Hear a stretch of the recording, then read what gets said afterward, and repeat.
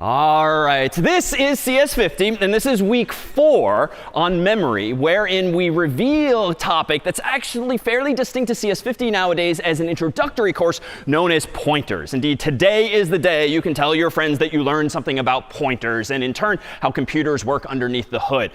I will say that this is the kind of topic, this is the kind of lecture where probably won't all sink in the first time around. Think back to that fire hose that we showed in week 0. In fact, all these years later, I still remember where I was on campus when finally today's topics finally clicked for me. It was in office hours in Elliott House dining hall in the back right-hand corner, which is only to say as you approach this week's material, this week's problem set 4, take comfort in knowing that it is challenging. It's meant to be challenging, but as we sort of ratchet things up and up and up over the past few weeks, we will start to plateau in just about a week, and then it's sort of smooth sailing there on out, even though it might not feel that way initially this week. But this week, we'll focus all the more indeed underneath the hood at like how information is represented. Like this here photograph of the bowl of stress balls that we have most every week. But recall that anytime you have an image like this, it of course is composed of pixels, and those pixels or dots each have some bits or bytes associated with them that prescribe what color those dots should be. But there's only a finite amount of information in there. So if we sort of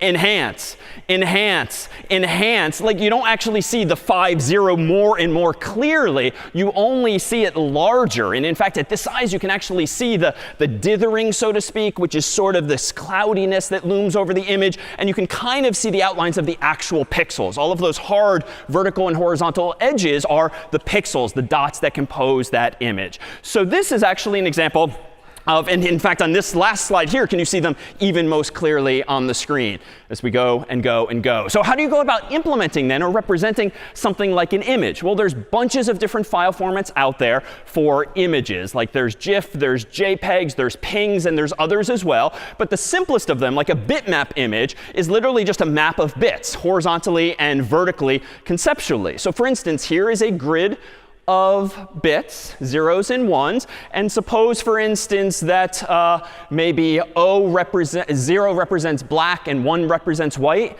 Can anyone with their human eyes see what this is a picture of, even though it's just 0s and 1s? Can you see it? Yeah.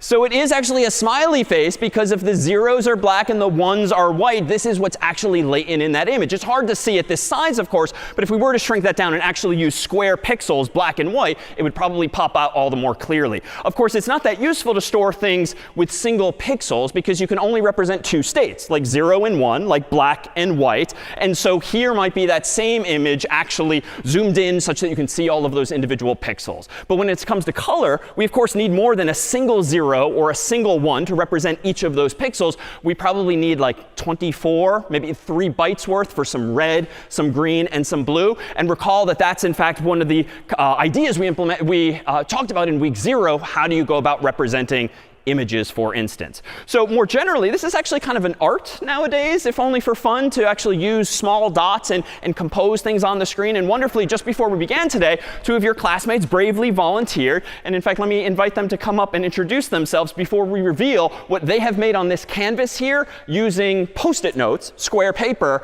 as their pixels.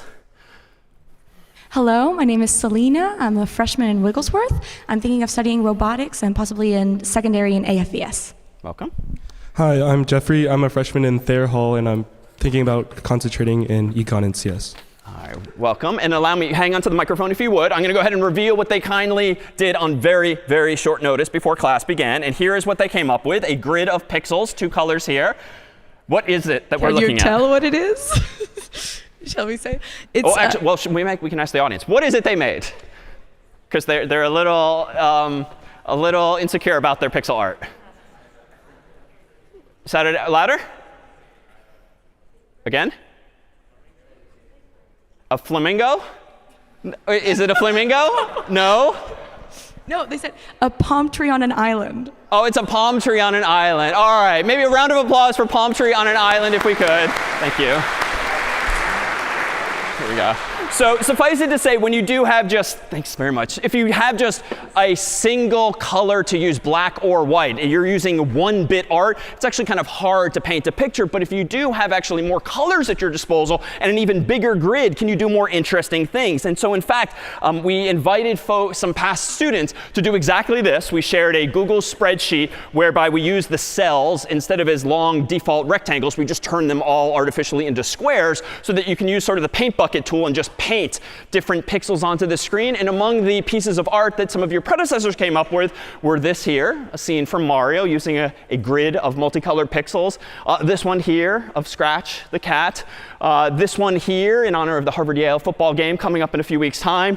This one here using a bit of the same. And in fact, if you'd like to play along at home, just for fun, if you go to cs50.ly/art, you can make a copy in your own Google account of that blank spreadsheet and just play around if you'd like to experiment as well. But this is really meant to motivate one of today's topics, which is indeed how we can start to manipulate data at a lower level, including images and other things. And images, of course, can be, among other ways, be represented with RGB, some amount of red, some amount of green, some amount of blue.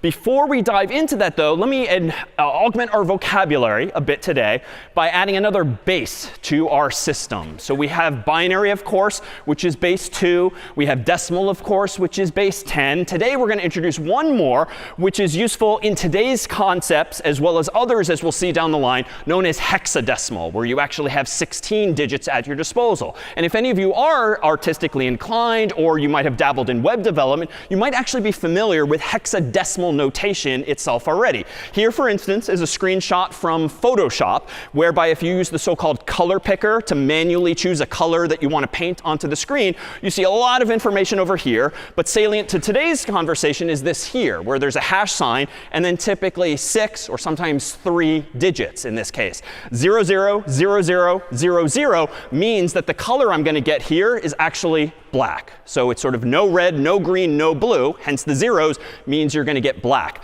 Meanwhile, if I play around with the same color picker and I instead do FF, FF, FF, either all caps or in lowercase, I actually get a color that we're going to see today is going to be white, which is like a lot of red, a lot of green, a lot of blue, all the frequencies of light coming together to give us what we know as white light.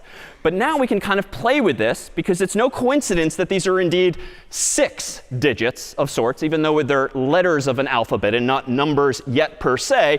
For instance, FF0000 would seem to mean a lot of red and no green, no blue. And indeed, that's why we get red, according to Photoshop itself.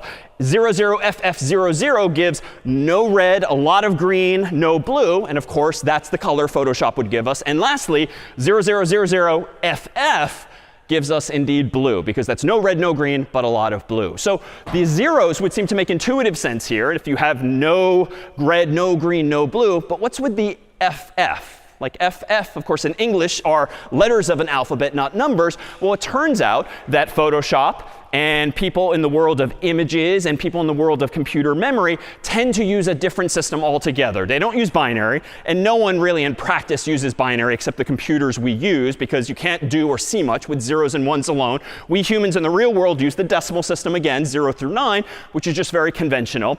But in the context of computers, and specifically memory and files and images, we tend to use hexadecimal, which gives us another 6 digits in our vocabulary. And I'm deliberately calling them digits, even though they appear to be letters, but this is just a convention. We want 6 more symbols. So we have 0, 1, 2, 3, 4, 5, 6, 7, 8, 9. I don't want to say 10, and I don't want to write 10, because that would be 2 symbols on the screen. So the world years ago decided, all right, when we want to represent 10 with a single digit, let's call it A, and then B for 11, and then C, and then D, and then E, and then F, where F happens to be 15. So this is what's known as hexadecimal notation.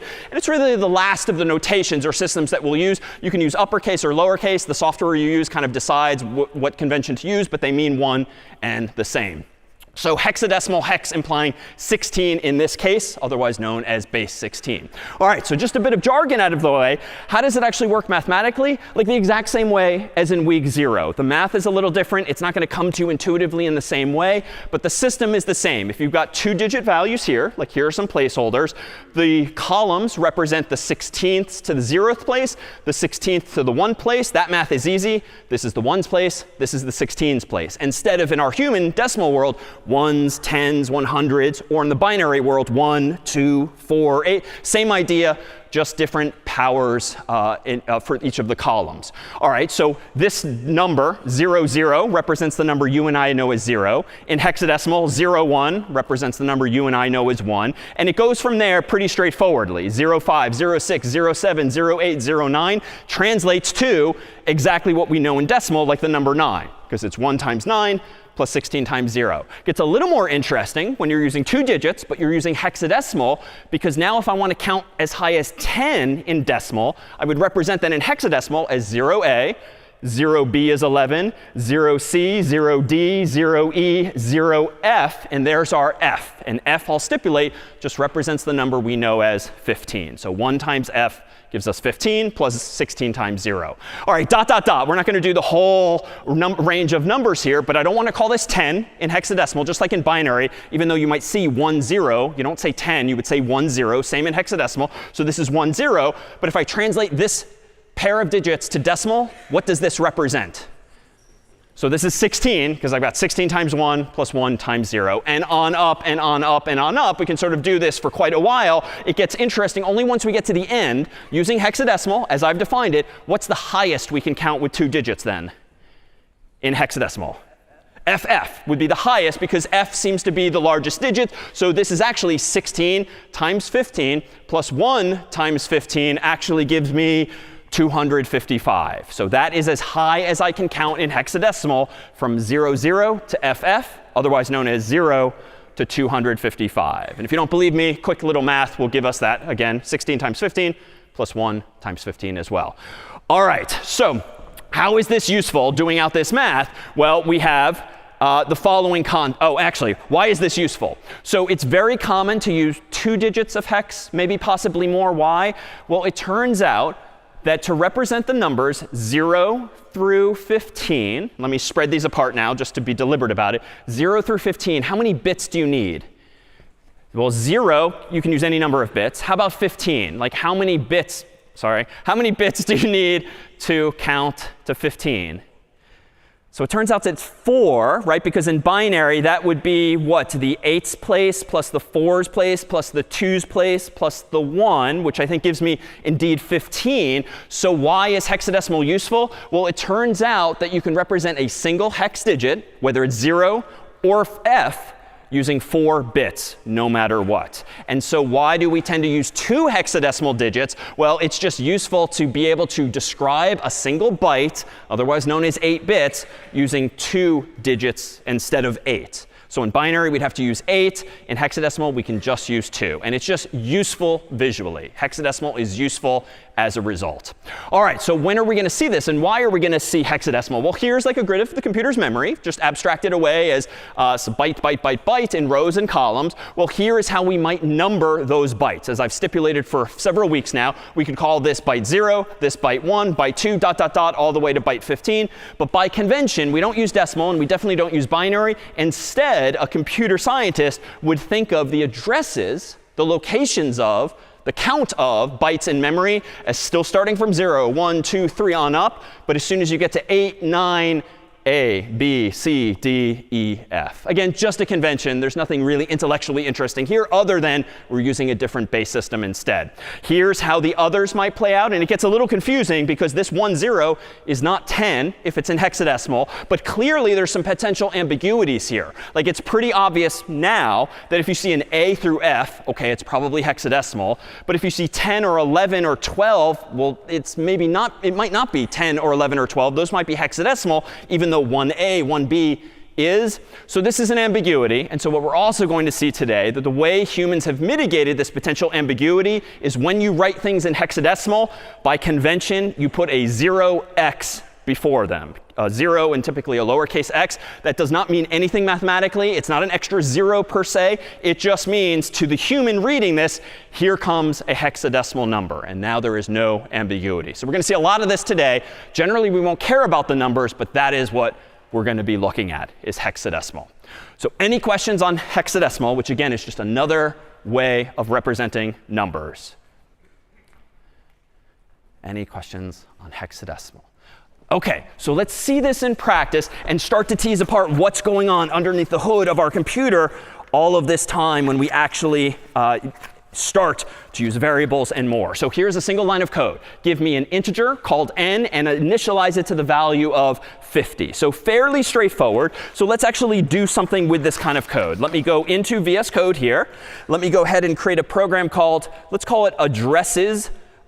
.c, because I want to look at the locations in memory, the address of things in memory. And let me stipulate, too, as we've said in the past, just as mailboxes in the real world, houses and buildings in the real world have unique addresses, like we were at 45 Quincy Street, Cambridge, Massachusetts, 02138, USA. Similarly, does your computer's memory have addresses, but they're super simple numbers like 0, 1, 2, ... all the way on up. So I've created a program now called addresses.c. Let's just play around with some familiar code. Let me include standard.io.h.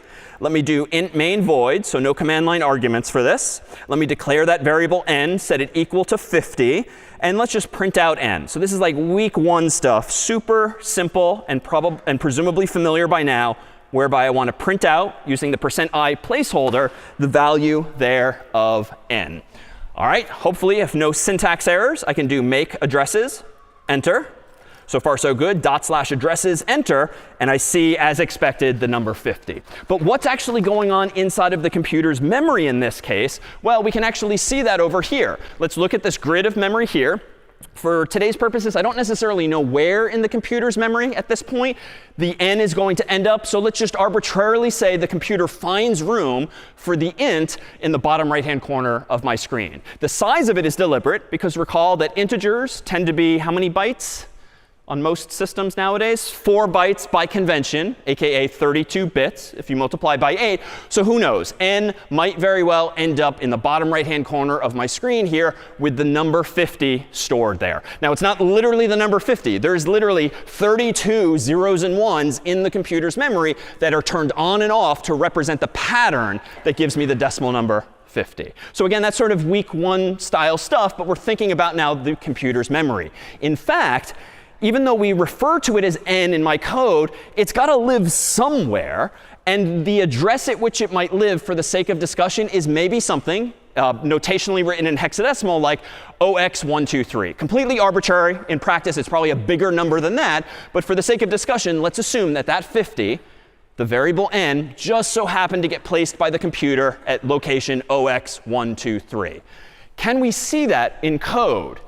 We haven't yet thus far, but if I propose here, maybe going back into VS Code in a moment, maybe we can actually use some slightly new syntax and poke around the contents of the computer's memory. But before we do that, we do need a few new building blocks. And there's not much new syntax today, but we're going to go pretty darn far in terms of capabilities with just a few new symbols. It turns out that in C, if you use the ampersand operator, just one of them, not two. Two means and, logically, just like 2 vertical bars meant or. If you use just one of them, as we are going to today, that is going to be the so-called address of operator. So you can write ampersand in the name of a variable, and the compiler essentially will tell you where that variable is in the computer's memory. And more technically, when the program is running, you will be told where it is. The star operator, or a single asterisk, is not multiply in this context. It's going to be the dereference operator, which is going to be a trick via which we can have an address and go there, sort of following a breadcrumb, following X marks the spot on a map, and going to that location in memory and just see what's there. Is it an int? Is it a char? Is it a string? Or something else? So these sort of reverse the effects of each other. This tells you the address of something. This tells you how to get to something. So the address of operator and the dereference operator, so to speak.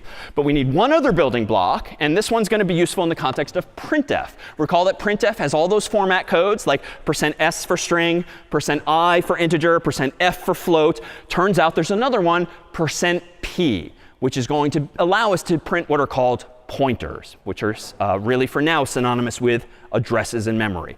So using just those new building blocks, let me propose that we do the following, leveraging this notion of a pointer. I'm going to change my code in just a moment to still have the same single line here, int n equals 50. But then let's create a second variable called p, just for convenience. But let's declare it as a pointer. A pointer is simply a variable that stores the address of something. So it's a variable that stores the address of something like OX123 or some such value. How do you use it syntactically? It's a little weird, especially since we've used star and the ampersand in other ways already. But you say that I want a variable called p. The type of this variable is going to be a pointer, so to speak. How do you express that? Well, I want it to be the address of an integer. So you say int.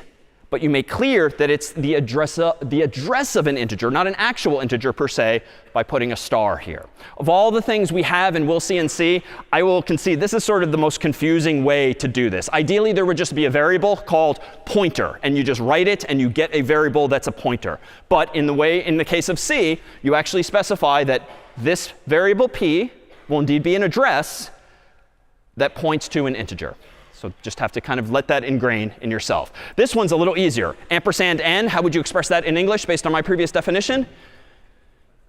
The address of n. Ampersand n just means get the address of n. And because code, recall, is generally read and executed right to left in this case, this says wherever n is, get the address of it, like OX123, and assign it to the variable p. What is the variable p? It is a pointer, so to speak. That is the address of an integer. So it is arcane, it's a little weird, but this is kind of as low level as we can get with C, with just telling the computer exactly what we want to do. So let's see this. Let me go back to VS Code here. And quite simply, after clearing my terminal, let me go ahead and print out, using %p, the following address of n. And then we'll enhance this code to actually introduce, actually, no, let's do this exactly as I did. Let's go back into VS Code here. Let's declare int star p equals ampersand p, and then print out, not n itself, but print out using %p the value of p itself. So what is this going to do for me? It should print out the address of n. All right, so in my terminal window, make addresses, enter. I messed up because I did something stupid. I forgot the semicolon, as you might have one or more times the past few weeks. Let's do this again. Let's make addresses. Enter. Damn it. I screwed up a second time. I want the address of n, not the address of p. All right, so I'm doing well. So much for remembering this concept from the dining hall of Eliot House. All right, so make addresses. Enter. Oh my God, thank you. All right, so now it works, hopefully. /addresses. It's not going to be as simple in the actual computer is OX123. It's probably going to be a bigger number. And indeed, it's a much bigger number, but there is an address of some sort. Might be different, run on a different system, but it turns out that the variable n is stored at location OX7FFEF3C2925C, which is just a really big number that if we did all of the math on paper, pencil, or computer would be a really big decimal number. Why? The server has lots of gigabytes of memory, billions of bytes, so of course it's probably going to be a big number like that. Now, I don't strictly have to create p. And in fact, let me do what my instinct had me doing a moment ago. Let me delete p and simply just print out directly what is the address of n. Let me go ahead and recompile the code, make addresses, /addresses, and I actually do get a different address this time. Why? Because I've run the program again, and things got organized in memory a little bit differently. So these numbers are not going to remain invariant, unchanged, but every time you run the program, things might deliberately or for other reasons get moved around. But all I have done is ask the computer explicitly, what is the address of n? And that's what I'm seeing.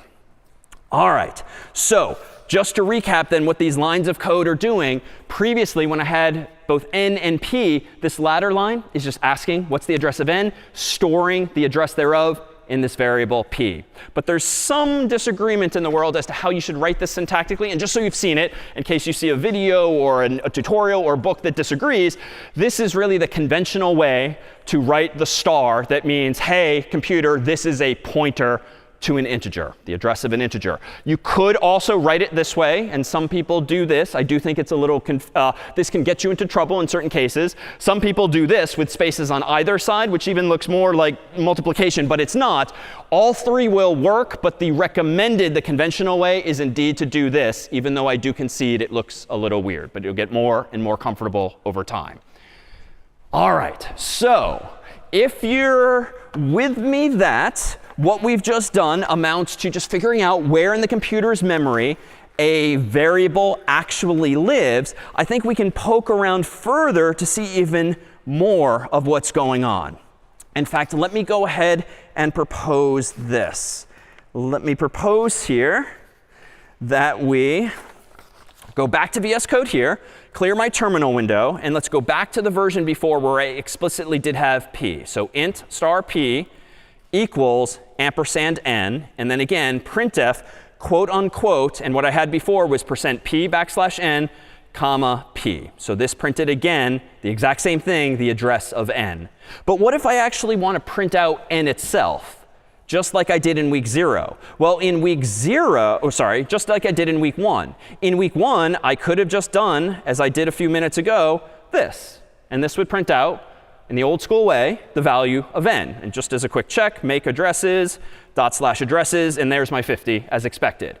But now that I have these two other operators, whereby I have both ampersand and star, I can kind of poke around with them, play around with them in ways that should hopefully, with some practice, make sense. So for instance, I could do this again. Int star p equals the address of n. Well, I could print out n, literally as I'm doing now, or I could use the location of n, called p, and go there with the second of these two operators, the dereference operator. The dereference operator, the single star, means go to this address. And so now, when I go back to VS Code and I do make addresses, /addresses, enter, I still get 50. I'm kind of jumping through hoops proverbially here, because this is sort of the stupid, longer, more complicated way to print out the value of 50. But it just speaks to the relative power that I have by just figuring out what the address is and then going there. But the confusing part, I do think about this for me and for most folks learning this, is the following. The designers of C decades ago made, I would say, the unfortunate decision to use the star in two different ways, and three different ways in total. One, multiplication. We saw that in week 1 since. But notice that there's two different uses of this star operator. Here, it literally means go there. Dereference the address, that is, follow the breadcrumbs and go there. But when you declare the pointer, when you create the pointer, you also use a star, but you also use the type. So what's confusing, at least to me, is that we're using the star in two different ways, both of which are related to addresses, both of which are related to pointers. But when you create a variable or declare a variable for the first time, you specify not only star, but the type of the pointer, just like any other variable declaration. But when you use the pointer subsequently, you do not mention the data type again. The compiler is smart enough to remember, OK, got it. You wanted a pointer to an integer. The compiler will remember that for you. You do not need to remind it. So admittedly confusing, but on line 6, we are declaring the pointer and assigning it a value. And on line 7, we are dereferencing the pointer. So one creates the pointer, one goes to their address. So in terms of what's going on inside of the computer's memory, let me propose that if we revisit the same grid, and we propose that 50 ended up down here, the value n is actually technically at 0x123, what exactly is p, the second variable? Well, I could draw it as follows in my memory. Maybe by chance it ends up here, sort of higher up on my slide. But this is the variable called p. And the value of p is simply literally the address of n. Why is p so big? Well, it turns out on most systems nowadays, pointers, that is addresses, are 64 bits or 8 bytes. So they just use a lot of bits. Why? Well, you and I have gigabytes, again, of memory nowadays. And if you're counting up to the billions of bytes, you actually need more than 4 bytes or 32 bits. Because recall from week 0 even, the highest you can count with 4 bytes or 32 bits is 4 billion, but some of you probably have Macs or PCs that have 5 gigabytes, 6 gigabytes, 8 gigabytes or more of memory nowadays. That means we need 64 bits to count that high, so we can actually label every memory location in order to access these spots. So what is p? It's just a variable whose value happens to be an address. What is n? Well, it simply happens to be an integer at that address. What questions do you have on this? Yeah? Are you able to use more than one pointer in main? Absolutely. Just like variables, you can create as many as you want, including arrays thereof. How do you differentiate them? By way of their name. So I'm using p because it sounds like pointer, but I could call it q or r or s or t or use an actual English word to describe my variable. I'm just using p for short. Just like any variable. Yeah? Does the pointer have an address itself? A good question. Does the pointer have an address itself? Short answer, yes, because anything in your computer's memory has an address, and odds are it really has 8 addresses associated with it, so maybe we refer to it by the first one or something like that. There actually exists, but we won't do this today, pointers to pointers, which answers that question. But here I'm leaving it abstracted away and just calling it p. But it absolutely has an address. Other questions? Yeah? You may have already said this, but when we're referencing p in the code, do we do asterisk p or?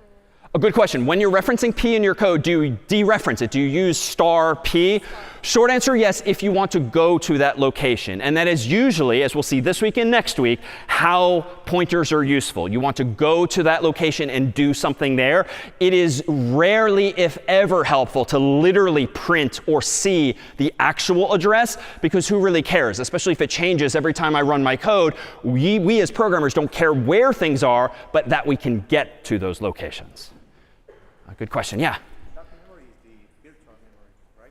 Sorry? Not the physical, not the actual physical memory, but the virtual memory. Yes, without going down this rabbit hole today, we're talking really about virtual memory. This maps underneath the hood using virtual memory to physical memory. But for all intents and purposes, we're talking about one and the same today.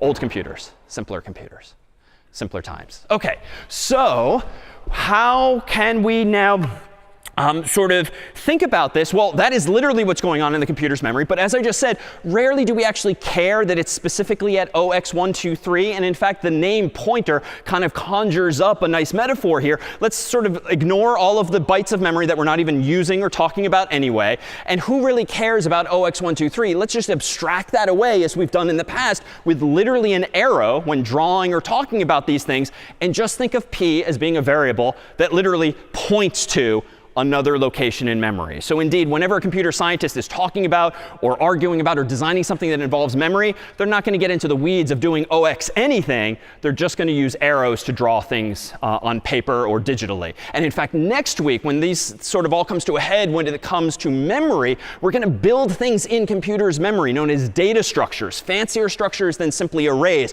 We're going to do one-dimensional structures, two-dimensional structures, and we're going to use pointers as sort of a thread with needle to connect this location with this one, then this one, and start to create two-dimensional objects, if you will, inside of our Macs, our PCs, our phone's memory as well. So to make this super clear, we actually do have a nice metaphor. Maybe if Yulia wouldn't mind coming up. I keep saying that you can think of addresses in memory as being akin to physical addresses in the real world, like mailboxes for, say, this building. Again, 45 Quincy Street in Cambridge, Massachusetts. And here then is a mailbox that has the name p. So this is appropriate, because if a pointer is a variable that stores an address, this here mailbox called p would seem to be, I'll say, storing an address. Meanwhile, Yulia has a separate mailbox here that's actually called n. So it's like a variable in memory. We're kind of cheating because technically the pointer would be twice as big as this mailbox, but Home Depot only has so many different sizes. So they look the same physically. But n, according to the story, lives at address 0x123. So if I am the computer and I am executing code that looks like star p, go to the address stored in p, that's akin to like a person opening up a mailbox, looking inside, seeing that what's in there is not an actual value you care about per se, but it's kind of like a treasure map. X marks the spot, if we sort of abuse the metaphor, which just means if I want to go to the address in p, that means I look in computer's memory, and just to be dramatic, we can do this too. We've got a little big foam finger. This is like the computer pointing at the actual location OX123, and voila, there is the number 50 that we care about. And for those following along at home, maybe avert your eyes here in Sanders. We can similarly do this with the Yale foam finger as well to dereference that as well. And the crowd went wild for those of you watching from New Haven today with applause. So thank you to the Yulia, though, for this particular demo. Yes, yes, we will enhance the applause in the final version of the video. So let's now revisit, admittedly, a bit of a white lie that we've been telling for a few weeks now. And I kind of tripped over this in week 1, but then sort of waved my hand and solved it real quickly by introducing the CS50 library. But I'm going to propose that we revisit what a string actually is. Now, we used strings in week 1. We then began in week 2 to talk about strings, thank you, as just being an array of characters. So that was the first reveal. But even then, we kept using the word string. But it turns out that strings do not exist in C as a data type. Strings are not a CS50 thing per se, but there is literally no keyword in C called string string. It's a concept that exists in C, so nothing that we've said over the past few weeks has anything to do with CS50 per se. Almost every programming language you'll encounter in the real world supports strings in some way. But my claim today is that the keyword string is actually made up for us for convenience over the past few weeks. Now, why is that? Well, up until now, we have been creating strings in code with lines like this. String s equals quote unquote hi in all caps semicolon. What that would do, according to week 2's discussion of memory, is it would give us 4 bytes in memory for hi exclamation point and a 4th byte, to be clear, for the null character, NUL, the \0, which is just 0 bytes. And we therefore were able to manipulate that string as though it were an array. So s bracket 0 is the first character. S bracket 3 is the very last character, specifically that null character. Well, really, we can start to think about strings a little differently still today. In fact, let me go back over to VS Code here. Clear my terminal window, and let's stop playing around with integers like number 50. And instead, let's do this. Let's give myself a string s equals quote unquote hi exclamation point. And then let's go ahead and print it out, just like in week 1 with %s \n, s. Let me go ahead and increase the size of my terminal window, do make addresses, and here is the very same mistake we glossed over in week 1. Error, use of undeclared identifier string. Did you mean standard in? Now, maybe that does sound familiar, but it's kind of a red herring. This has nothing to do with standard in per se. String is undeclared because it doesn't exist in C by default. And in fact, it thinks maybe this is a typo. Standard in is a thing that exists in programming languages, but string, I said, in C does not. But this fix for me, recall in week 1, was to very quickly say, we'll come back to that. And at the top of my code, I went in and added one more include CS50.h. And somehow, if I clear my terminal, rerun make addresses, that solved everything. And string was brought into existence. But how exactly was that the case? Well, we'll see today what's actually going on underneath that hood as well. So what have I just done with this code? I've simply printed out the string s. But notice, I claim, what's really going on if I visit the actual memory in the computer is, it's an array. But if an array is just a chunk of contiguous memory, certainly we could figure out what the bytes are, the addresses are of each of those characters, hi exclamation point and the null character. And again, for the sake of simple discussion, suppose the h is at OX123, stands to reason that I is going to be at OX124, exclamation points at OX125, and the null character is at OX126. The specific numbers don't matter, but what does matter is that they are 1 byte apart. And that is literally what I've meant all these weeks when I say contiguous. Back to back to back, they're literally 1 byte apart. So once we know this, can we sort of leverage this to play around with and see strings perhaps in a somewhat different light? Well, let me go ahead and do this. Let me go back to VS Code here after clearing my terminal. Let's leave string s as is, but let's print out a few different things. Let's actually print out what is inside of s. %p \n is how I can display an address, aka pointer, and let's print out the value of s. Let me go down to my terminal and do make addresses, enter, /addresses, and what I see now is a seemingly random but a much bigger hexadecimal address. So it seems that s is not a string per se, because I literally just told the computer to print it out with printf, albeit using %p instead of %s. But %p just means show me the address of a variable. And it seems that s's technical value is 0x59fb1699d004. Now, that is the longer version of what I just proposed for discussion's sake is 0x123. Well, let's be a little more pedantic here. Let me go ahead and print a couple of more things. Let me print out another address using %p. But let me print out the address of the first character in s using my array notation. And then let me do some quick copy paste just to see a few more of these. Let me print out location 1, location 2, and location 3. So we're really kind of making use of this arcane looking syntax today. Lots of %ps, but that just means show me address, address, address, address, and so forth. S bracket 0 is from week 2. Just show me using array notation the first character, the second character, the third, and the fourth. And ampersand is new today. Just means show me the address of that character, not the actual character. So if I go back down to my terminal window, make addresses again, I'm going to see 5 values in total now. /addresses gives me this. Let me zoom in. And what's noteworthy is that the very first one is identical to the second one, which seems to imply that s has the same address as the first character of s. But that sort of makes logical sense, because what else would it be if not the first one? And so what we're seeing here now is a hint that whereas %p is printing out literally the value inside of s, what was %s doing all this time? It was, thanks to printf's implementation decades ago, going to that address and printing character, character, character, character, and stopping only once printf finds what?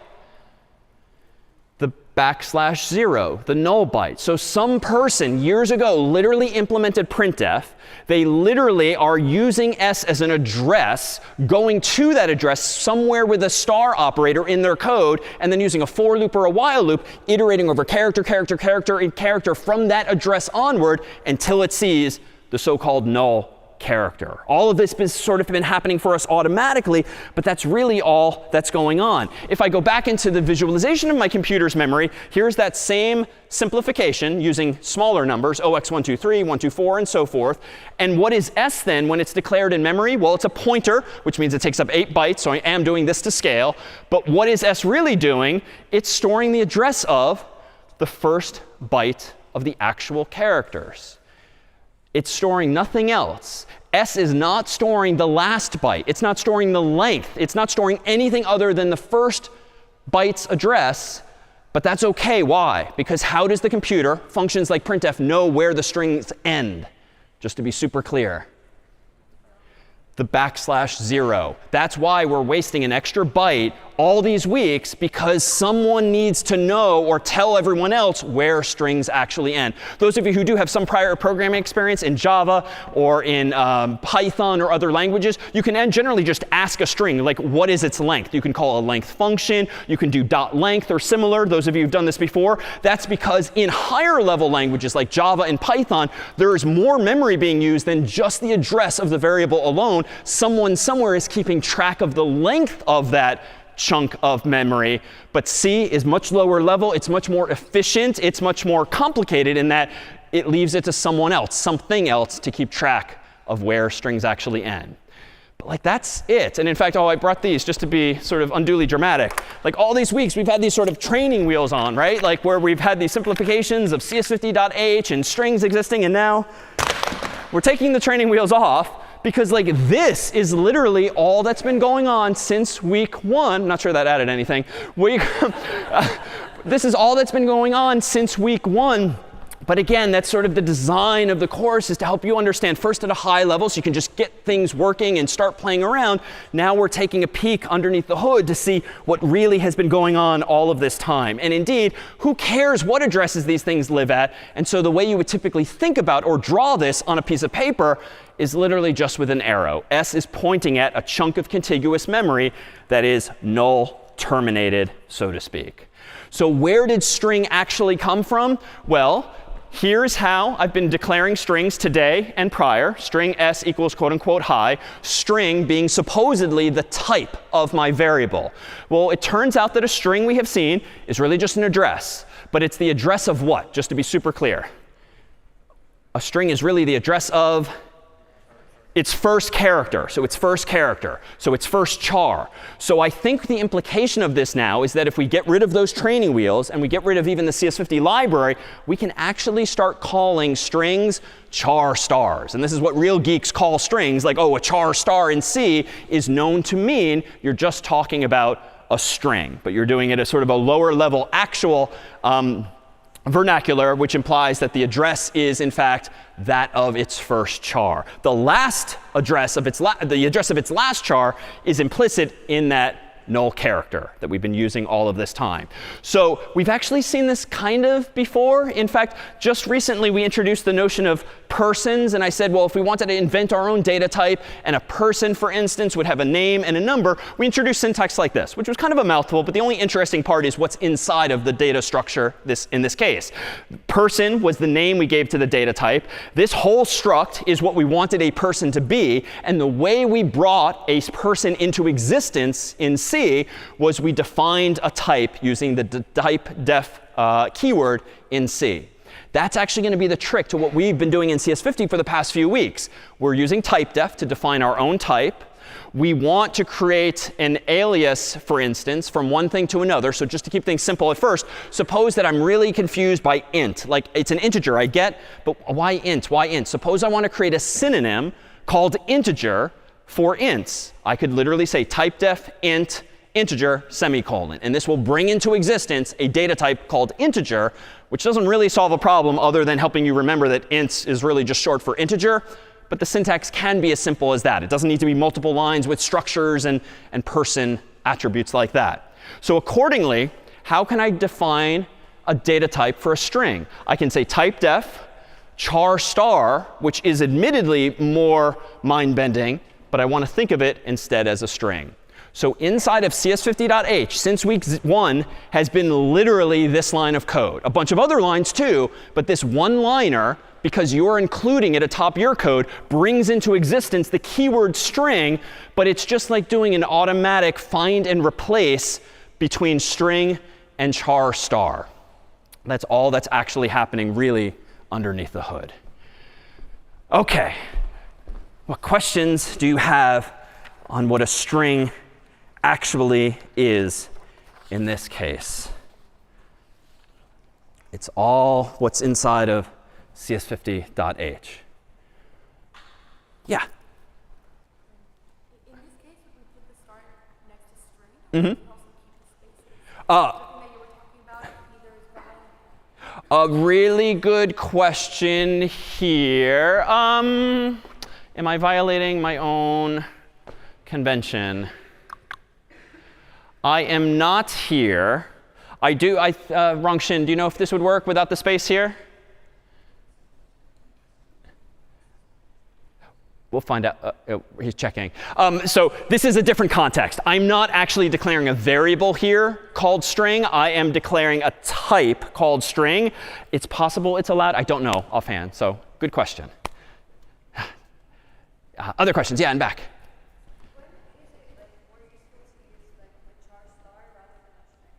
Really good question. When is it more useful to use char star instead of string? Honestly, after you exit CS50, you should not use string anymore. And in fact, among the things we're going to do next week is take the last of these training wheels off and take away the CS50 library so that you actually use only native C code, per se, so that there are no more training wheels physically or virtually otherwise. So in the real world, if you ever write C, you would just use char star. We use string only because, I dare say, introducing char star and these memory addresses and like mailboxes all in the first week of C, it's just too much when all we want to get working is like hello world or Mario or the like. Other questions? Yeah.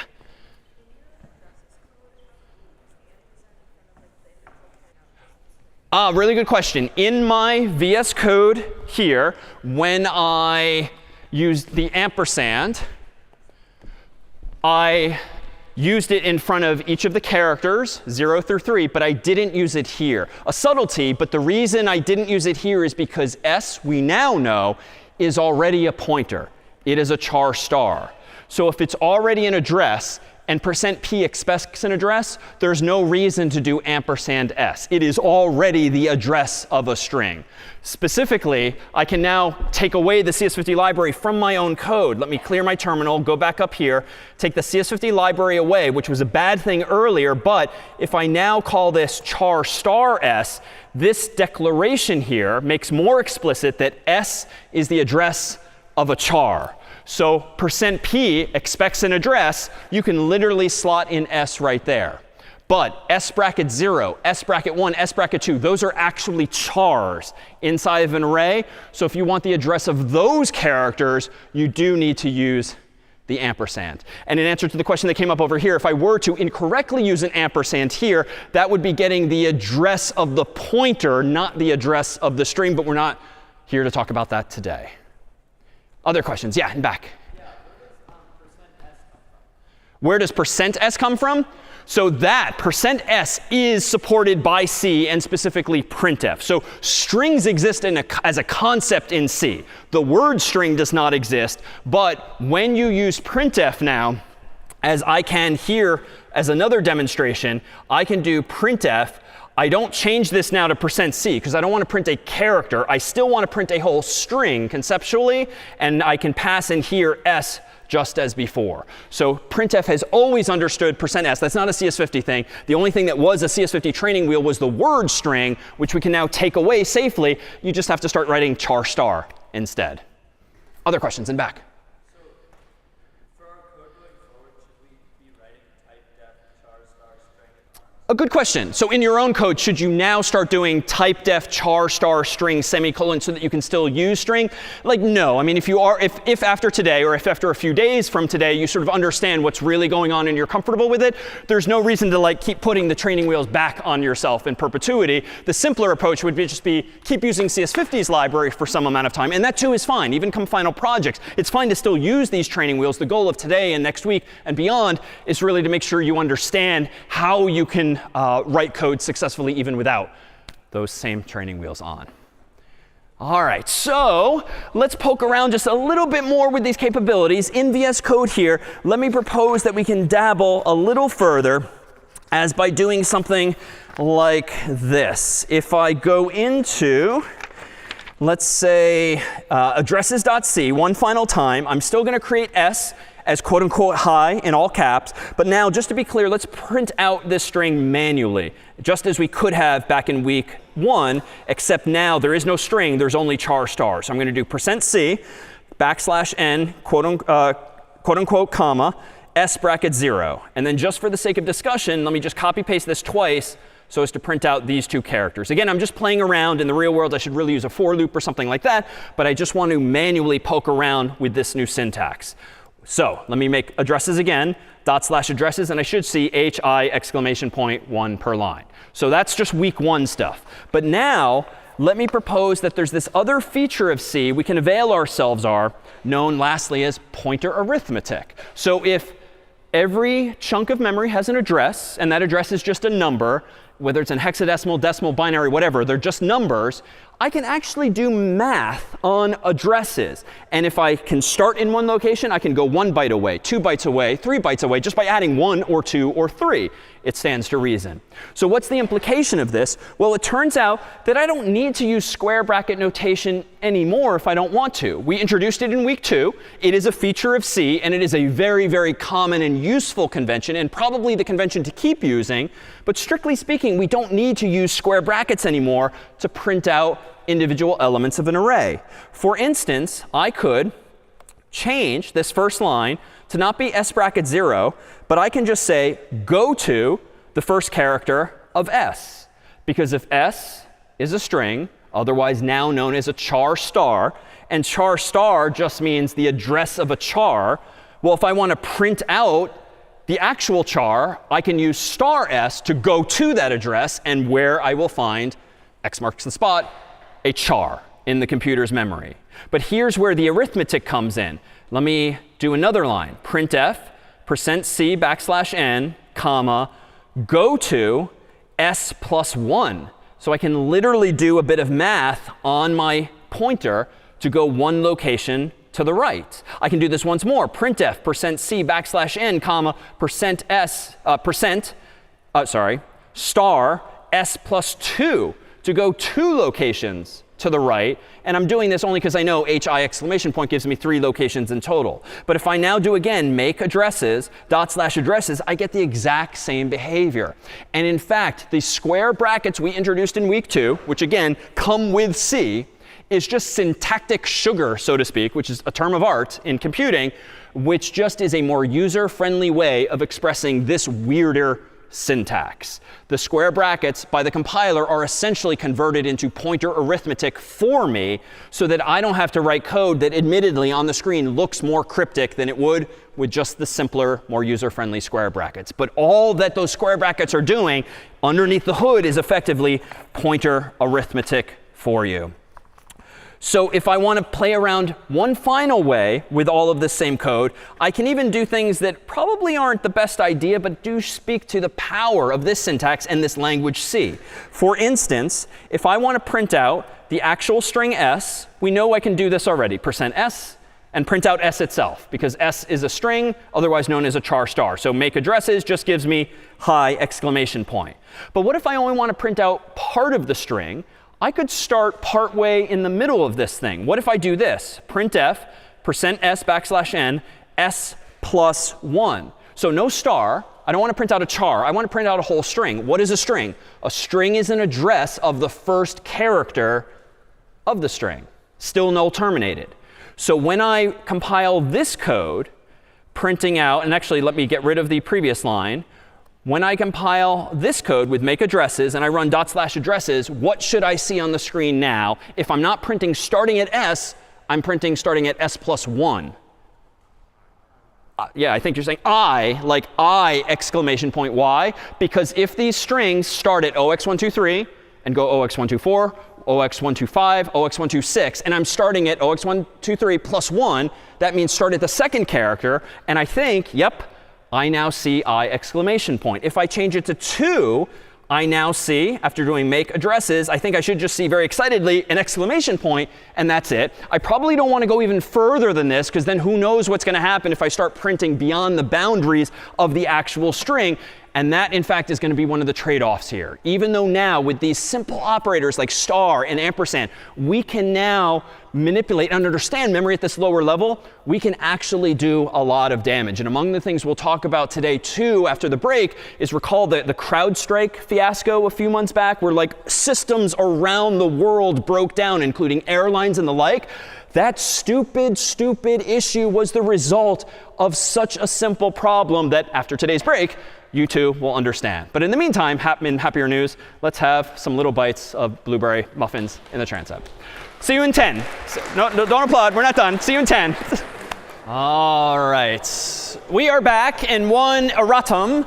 So this was the line of code I proposed in CS50.h. It's not quite the line of code in CS50.h because, as was asked, stylistically, the quote-unquote right way to write this would indeed be without the space after the star. So even though string is not being declared as a variable here, but rather as a type stylistically, and I just asked style50 for the correct answer, it would indeed omit the space. So this is what I should have said earlier, and we'll fix that in the online version thereof. But for now, let's actually transition to taking a look again at the computer's memory and revisit some problems that we looked at indirectly over the past couple of weeks and better understand why things worked and now work the way they do. So let me go over to VS Code here, and I've written in advance a relatively simple program. I'm still using CS50.h and standard.io.h for this example.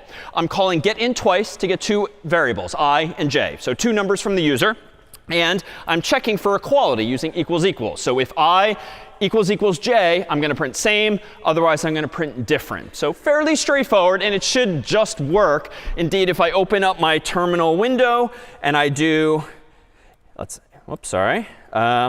if I open up my terminal window, do make compare, because this file is compare.c, I can then do /compare and type in 2 numbers like 50 and 50, and they're indeed the same. Or I can do it again, 50 and 51, and they're in fact different. And I'll stipulate that pretty sure this code is in fact correct. But what if we make a change of sorts and actually compare not integers but strings? What's going on? Well, let's first consider what is happening with integers. So here's my computer's memory, and I've zoomed out a bit just so we can fit more on the screen at once. And here might be where I and j end up in the computer's memory when running this program. I here, j here, both of them 4 bytes because both I and j are integers. It stands to reason then when I compare I and j, we are literally comparing 50 against 50 in that first scenario. And indeed, it's technically 32 bits and 32 bits, but they're exactly the same if they're both storing and representing the value 50. All right, so fairly straightforward. But what about strings? In fact, we deliberately introduced strcomp, or for string comparison, because when I last tried to compare two strings, it didn't actually work as intended when using equals equals. So in fact, let me go back to my code here and close my terminal window and just make a couple of changes here. Same idea, but different data type. So let's do string s equals get string. And we'll prompt the user for string s now instead of I. Then maybe a string t just to keep the variable name short for the sake of discussion, and prompt the user for t here. Then let me go ahead and say if s equals t, go ahead as before and print out same \n. Otherwise, go ahead in my else clause and print out quote unquote, quote unquote, different. All right. So same logic, but different data types, using strings for the type and getString for the function. Let me open my terminal window again, make compare. No syntactic errors, but let me go ahead and do /compare and type in something like, how about hi and hi, both in all caps, but they appear to be different. I can try again, maybe my name, David and David, also different, even though it seems to be the same. So what's going on? Well, you might already have an intuition, and someone last time when we looked at a program like this did have an intuition, but what if we make it more explicit now? What if I change my strings to literally char stars, which doesn't affect the functionality, but takes off one of those training wheels? I'm not going to get rid of CS50.h altogether, because as we'll see, I still want to use getString. Otherwise, it's a pain in the neck in C to get user input, but we'll come back to that. But s now is not only a string, it's more precisely the address of a character, technically the first character of a string. So what then is being compared on line 9 that's yielding this different answer? Why are hi and why are David different, even if typed identically? Yeah, it's two different addresses. What's really going on, if we take a look at the computer's memory now dealing with strings, is the following. Here's that grid of memory. Maybe s ends up here, and maybe the actual array of characters ends up here. Because notice when we're using strings, technically, we're storing the address and we're storing the actual characters. And that's all been happening magically in one step for us, one line of code. But technically, there's different chunks of memory involved. And it might be at 0x123, 0x124, 0x125, and 0x126. All of that happens automatically with that one line of code when I create and initialize s. Meanwhile, s is going to therefore store the address of that first character, hence the whole idea of a char star. But what is t? Well, maybe t ends up over here, somewhere in memory. Maybe the other hi that I typed in, or a bit later, the David that I typed in, ends up at maybe 0x456, 0x457, 0x458, 0x459. Again, who cares what the addresses are, but they are back to back to back, which is important. But suffice it to say, then, what ends up in t is the address of that second string that I actually typed in. And for all intents and purposes, that's like s pointing to this chunk of memory, t pointing to this chunk of memory. So when I use literally equals equals to compare the two strings, that is, compare the two char stars, that is, compare the two addresses, clearly they're in different places. It's like asking the computer, are 0x123 and 0x456 the same? Well, of course not. Those are literally two different numbers written in hexadecimal or anything else. So we needed a solution for this, and that is why we introduced strcomp, the function that actually addressed this properly.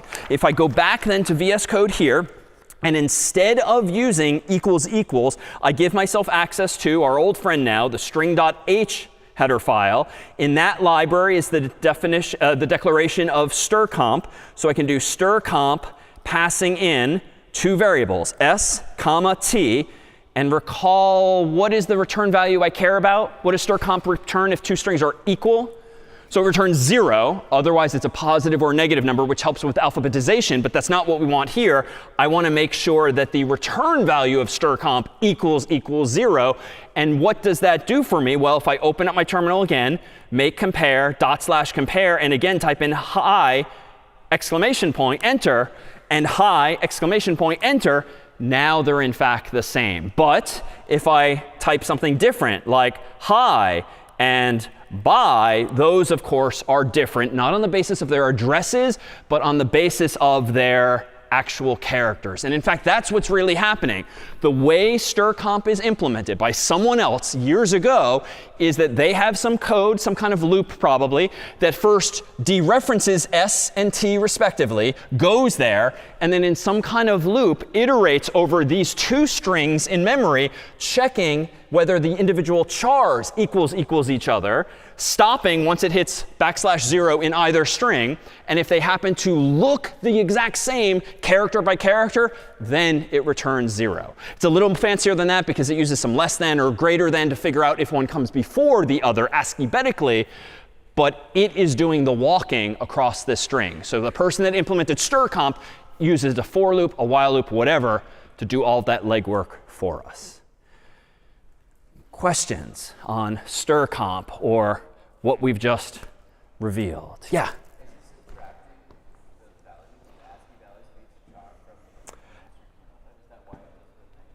Good question. Is it subtracting the ASCII values of the characters? Not necessarily. It's probably comparing them with less than or greater than literally. Because if you're comparing A and B, that would be like comparing 65 and 66 if capitalized. So you don't need to subtract anything per se. You can just compare the magnitude of those values.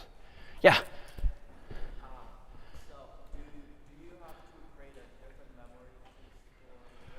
A good question. Do we use two locations in memory for both the pointer s and the actual array of characters? Short answer, yes. And how that is happening is as follows. If I go back to VS Code and highlight the lines of code that we just wrote, for instance, line 7, the left-hand side of the expression here creates those 8 bytes in memory called s that will eventually store an address of the first character of some string. The getString function written by CS50 handles the process of allocating the array for h, I, exclamation point, and the \0 and puts it somewhere. I depicted it down here on the screen. So getString allocates one chunk, and your code here allocates the other chunk. There are other ways to do this. And in fact, once we completely take away the CS50 library, you have to allocate not only the left side, but also the memory for the right side of this expression, so to speak. And we can do that in different ways. And we'll come back to that soon. All right, so if we now know and appreciate that these two addresses are indeed different, s and t, it turns out we can kind of play around with, create some new problems, but also solve them as well. So how might I go about, for instance, let's see, seeing what we just did. If I go back into VS Code here, let me just do something simple and no longer compare these, but just to make the point using our %p format code now, I can actually print out the actual values of s and p if I want to s and t if I want to convince myself of all of this. So I can print out, with %p with the value of s, with %p the value of t. And in this case, even if I type the same thing, watch again what happens. Make compare, /compare. I'll type in hi, and I should now see two addresses. But per the depiction on the screen, they do end up in different locations. They're similar locations. These numbers are actually pretty similar, but notice they differ down here. A B and an F puts them a few bytes apart. So they're actually next to each other in memory, but they're not, in fact, at the same location. So that's what's happening underneath the hood. And just to be super clear, it is rare, if ever, that you as a programmer will ever bother using %p to print out an address. Generally, we do not care where things are, just using it for the sake of demonstration to make clear that we could go there if we so want.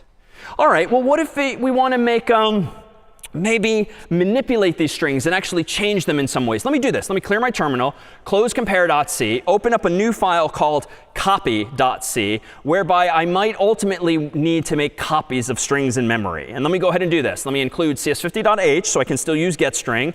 Let me include how about standard IO.h, as we often do. Let me include string.h, as we now do. Int main void for my main function. And then in here, let's do the same thing as before. String s equals get string and prompt the user for that string. Then let's go ahead and copy the string as follows. String t equals s. Then let's go ahead and capitalize the first letter of this string. And it might be a little hazy, but we introduced a library a couple weeks back called ctype.h, which has a bunch of functions related to types in C, one of whose functions, recall, is toUpper, which just uppercases a character. So what I'm going to do here is I'm going to change the first character of t, but not s, to equal whatever the return value of toUpper is, passing in the first character of t. So I'm just changing the first character of t to be the uppercase version thereof. Now I'm going to go ahead and print out the value of s is %s\n. I'm going to plug in s. And then I'm going to do the exact same thing for t so I can see both the before and the after version of my capitalized change. Let me open my terminal. Let me do make copy. And I screwed up because I should be including not a C file, but a header file. So ctype.h at the top. Unintended mistake. Make copy. Again, that worked. /copy. And now this time, let me deliberately type it in all lowercase, hi exclamation point, because the whole point of t is to be uppercase. If I hit enter now, I see, a curiosity. Both s and t were somehow capitalized for some reason, even though I only changed on line 12 the first character of t. Why might that be? Why might that be? Let me offer a bit of a hint. What if, again, we take off some of these training wheels? S is just a char star as of today. T is just a char star after today. So what's happening such that I'm seeing the change affect both S and T? Yeah? Yeah, I'm really copying literally s and t, which means both of those variables contain the same address. So even though I'm following t's address, that leads me to the same location that s is pointing to. So I'm essentially changing the one and only one copy of hi exclamation point. In fact, we can see that as follows. If I open up my computer's memory, let me propose that s ends up over here. Maybe hi in lowercase ends up down here, maybe at those same addresses as before, 0x123. Therefore, s contains 0x123. Meanwhile, t is a separate variable that I declared with almost identical code, but I then set it equal to s, which is like literally copying the value in s into t. If we now get rid of all these unnecessary addresses and just use abstraction, it's as though s and t are pointing at the same place. So it doesn't matter whether you follow s or you follow t. When you dereference either, as is implied by the square bracket notation, means go there, you're just changing the one and only copy of h. And so whether you print s or t, you print out the capitalized version thereof. So what's the solution here? Well, we actually need to be a little more clever when it comes to making actual copies. Up until now, super simple to copy integers, chars, floats, longs, doubles, all of those primitive data types, super simple because code like that on line 10 would just work. But whenever you're talking about something fancier like a string, which isn't one location, it's sort of a sequence of locations, someone's got to do the hard work of allocating another chunk of memory, copying the characters from old into new, and somehow keeping track of all of that. Now, we'll do this ourselves in just a moment, but thankfully, there's going to be a library that can make our lives easier instead. So let me go ahead and do this. Let me propose that we, in VS Code, improve this code as follows. Instead of just blindly copying s and calling it t, I'm going to actually use a new function called malloc. We haven't needed this before. It's among the remaining tools in our toolkit in C, but malloc stands for memory allocation. And it's a function that super simply lets you pass in as input a number. How many bytes of memory do you want? And it will hand you back a chunk of memory. Specifically, it will hand you back the address of that chunk of memory. Specifically, the address of the first byte of that chunk of memory. Free is the opposite. Once you're done with this memory, you can call free and give it back to the computer so that you don't eventually run out of memory. You can give things back when you're done. So how can I now leverage this in my own code? Well, let me propose that I implement a copy a little more cleverly here. Let me go back to VS Code here. And instead of using s equals t, let me instead say t initially should store the address of a new chunk of memory that's big enough to store the characters of S. The way I do that would be malloc. And how many do I need? HI exclamation point and the null character. I could just get away with saying 4. Give me 4 bytes of memory and store the address of the first byte in T. That is what line 10 is now doing. Now, that's kind of a stupid approach. Like, I shouldn't hard code the number 4, because who knows what the human's going to type in. But we have other friends here. We can say, figure out what the length of S is, add 1 more byte for the null character, and ask malloc for that many bytes. Because now, no matter how big or small S is, we're going to ask for the appropriate number of bytes. What is stored in T at this point in the story is the address of that chunk of memory. Specifically, the address of the first byte in that memory. Now, there's no null terminator or anything. Everything in there at the moment is sort of garbage value, so to speak, until I put something there. So what I'm going to do now is this. After I allocate that chunk of memory, I'm going to use a for loop, just like the authors of strcomp had, but for a different purpose. For int I equals 0, n equals the string length of S, semicolon. And we've seen that technique before, so we don't waste time calling Sterling again and again and again. I is less than n, and then I plus plus. And inside of my loop, I'm going to copy into location I of T, whatever's at location I of S, effectively copying from left to right all of the characters of S into T. At the very end of this, I could do something, but I think I could do something to manually add a null character to the end of my new string T, but I don't think I have to do that. The one time this makes sense is perhaps now. I'm going to actually iterate from I less than or equal to n, because I actually want to copy the null character as well. So if the string is HI exclamation point new line, I actually do want to go from 0 to 1 to 2 to 3 and then stop. Normally, I would go from 0 to 1 to 2, but I want to include this sort of secret null character there. So I think this for loop will capture that for me. I'm not going to change any of the rest of code. So all I have done that's different now is explicitly allocate a new chunk of memory for T and copy everything in S into T. But to use malloc, I need a new library. I'm going to go up here and include standard lib.h. And again, you learn through practice what's in what library, or you can go to manual.cs50.io and just look it up to figure out where, in which header file something is. And I'm also going to include the same header files as before. So the only change is to add standard lib. Let me open my terminal window, make copy, /copy. And now let me type in HI exclamation point in all lowercase. And I should see in a moment the output of both S and T, but hopefully only one of them is capitalized T. And indeed, I've done it somehow. So what actually just happened? Well, if we actually go over to a visualization thereof, here is my computer's memory when S exists. If, though, I'm going to allocate new memory with malloc, that's like calling malloc, getting some chunk of memory. Maybe it ends up here. Maybe it ends up somewhere else. I'm just keeping it in the same place for discussion. And the first address happens to be 0x456.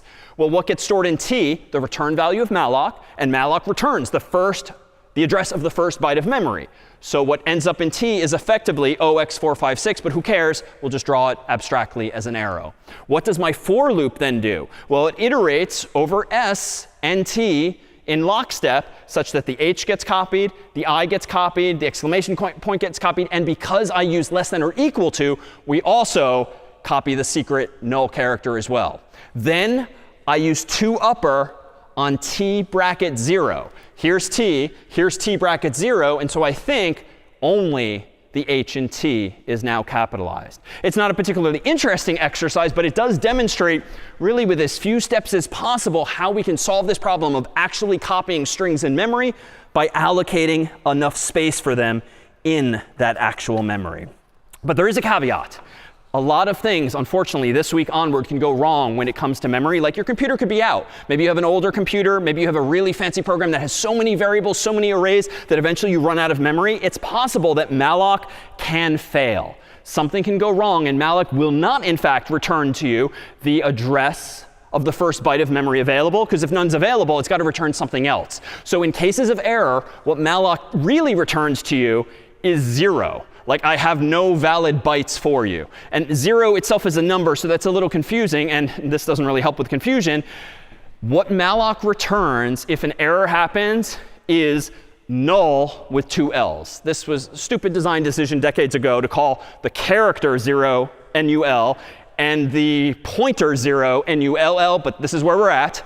So NULL is the address 0, and it almost always signifies something went wrong. We just need a special symbol to signify something went wrong when returning a value from malloc. So how can I use this? Unfortunately, now, just like in some of the problem sets thus far, when you've started to add error checking to when things can potentially go wrong, your code gets a little more verbose. But what I'm going to do here, if I go back to VS Code, is the following. What can go wrong? Well, if t ends up equaling null, that is, if it has a bogus return value in it that is not a valid memory address, then there's not much I really can do except like return 1 just to signify error. I could print out an error to the screen. I could inform the user somehow. But if malloc returns null, I had better not proceed to try copying things from left to right into it because there is no memory there. That chunk of memory on the screen at bottom right does not exist if malloc fails, of course. So you don't want to go there and start blindly touching memory, let alone capitalizing memory that's there. So I have to start adding in some of these error checks in this case. And in fact, even this is a little naive. It's probably not safe to even assume that the user typed in any string at all. Maybe the human, just to be difficult or making a mistake, and just hit enter. So the length of the string is 0. You probably shouldn't try capitalizing 0 either. And so what we should probably do down here too to be super safe is only if the str length of t is at least greater than 0, then go ahead and capitalize it. Otherwise, do not touch that memory either. In other words, starting this week and next week, and even when we get to Python, you should start acquiring an instinct to code defensively. Things can go wrong in your code, in someone else's code, and if you do not handle those situations with ifs or else ifs or the like, your computer will crash, the thing will freeze, or the like. And again, to tease the CrowdStrike example, if you screw up and you don't check the boundaries of something, the length of something, who knows what can happen? Because if you touch memory that does not belong to you, the typical behavior, again, is to crash, to freeze, to do some undefined behavior like that. Now, I will say this is getting really annoying. I mean, I've written, what, like 30 some odd lines of code just to copy 2 strings. That's a little unfortunate when this is probably a pretty common thing to do in the real world. So it turns out there are library functions like this too. And in fact, I can get rid of a lot of my code here for copying. And I can actually just call a function, strcpy, strcpy for short, and pass in the destination, pass in the source, semicolon, and that will do all of the for loop or the while loop or however that person implemented it of copying one into the other. The ordering is a little weird. It is indeed destination, comma, source, but that saves me the trouble of doing all of that code myself. Questions then on what we've done here, the key details really being malloc and one omitted detail, which we'll come back to. Yeah?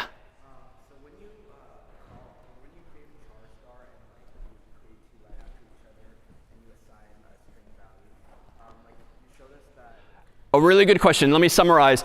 If you allocate 2 variables that happen to be next to each other in memory, but maybe you type in, a very long string for one of them, can one overflow into the other one? Short answer, yes. And we're going to talk about that briefly today. The code I've written is not vulnerable to that at the moment. And in fact, among the things that getString has been doing for us since week 1 is it actually sort of crawls over the user's input, literally taking like baby steps to make sure that we only allocate more memory for every keystroke that you type in. So theoretically, there should be no way to crash getString unless you type in more bytes than the system has even memory for. But even that, we should be able to detect because we are somewhat inefficiently but very conservatively trying to avoid the situation you described. But it is too common in life, as again, with CrowdStrike, you'll see that humans will make mistakes when it comes to the length of memory or arrays that we have.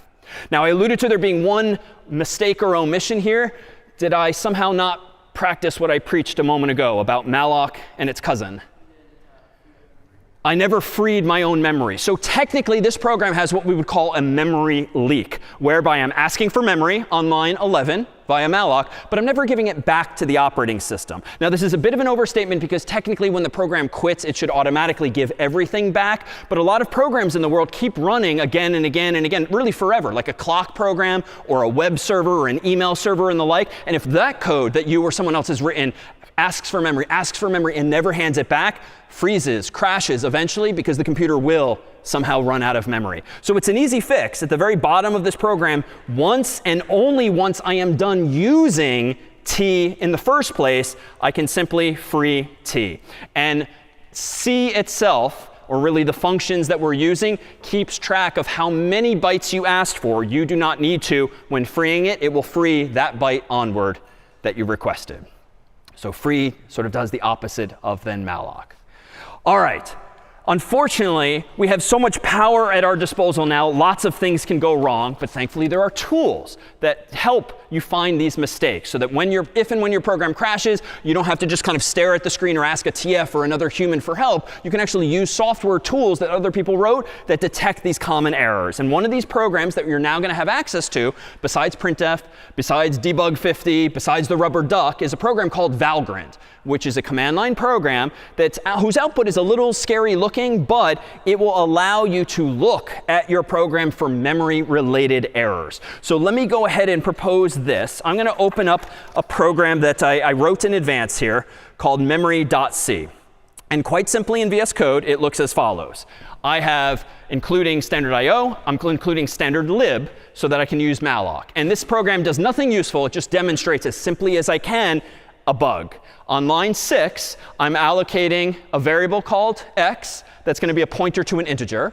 And I'm allocating space for 3 integers. So we haven't seen this before, but it just kind of does what it says. Give me memory for 3 of these things. What are these things? Well, whatever the size of an int is, I know it's 4 usually. So I could just write 4 times 3, but I'm going to generalize it. Size of is an operator in C that lets you figure out what is the size of this type of variable. It's usually 4, but on older computers, eventually on newer computers, it might not be 4, so I'm not going to write 4. I'm going to say size of int. So this whole line 6 gives me enough memory for an array of 3 integers. And it stores the address of the first byte in a variable called x. So what's x1 going to be? 72. What's x2 going to be? 73. What's x3 going to be? 33. Even in these 4 lines of code, there's 2 bugs. Can you spot any of them? Yeah. What's that? Yes, so I did not 0 index my array, so that's sort of week 2 type mistake. This should be x bracket 0, x bracket 1, x bracket 2. And there's a second, more subtle mistake. Yeah? I don't have what?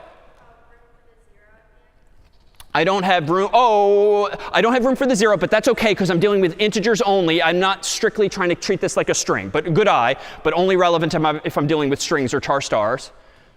It's subtle, but we also talked about it like 3 minutes ago.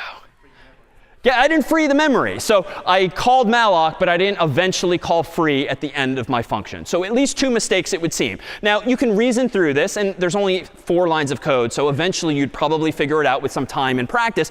But could a program help me spot these mistakes? Well, debug50 is not relevant here per se. Unless your program crashes, debug50 can probably tell you on what line it crashed, but not necessarily why. What we need is a memory-related program called Valgrind. And to do this, to use it, I'm going to do the following. I'm going to run make memory. And if I do /memory, at a glance, nothing seems to go wrong. It didn't even crash, but it's still incorrect. And especially if I have these kinds of bugs in larger software, it's definitely going to crash eventually.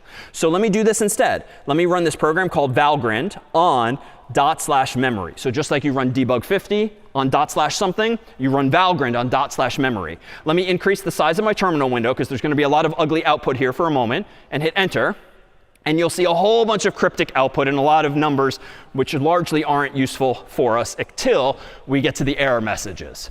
So I ran the command up here. I saw all this crazy output, but what's germane?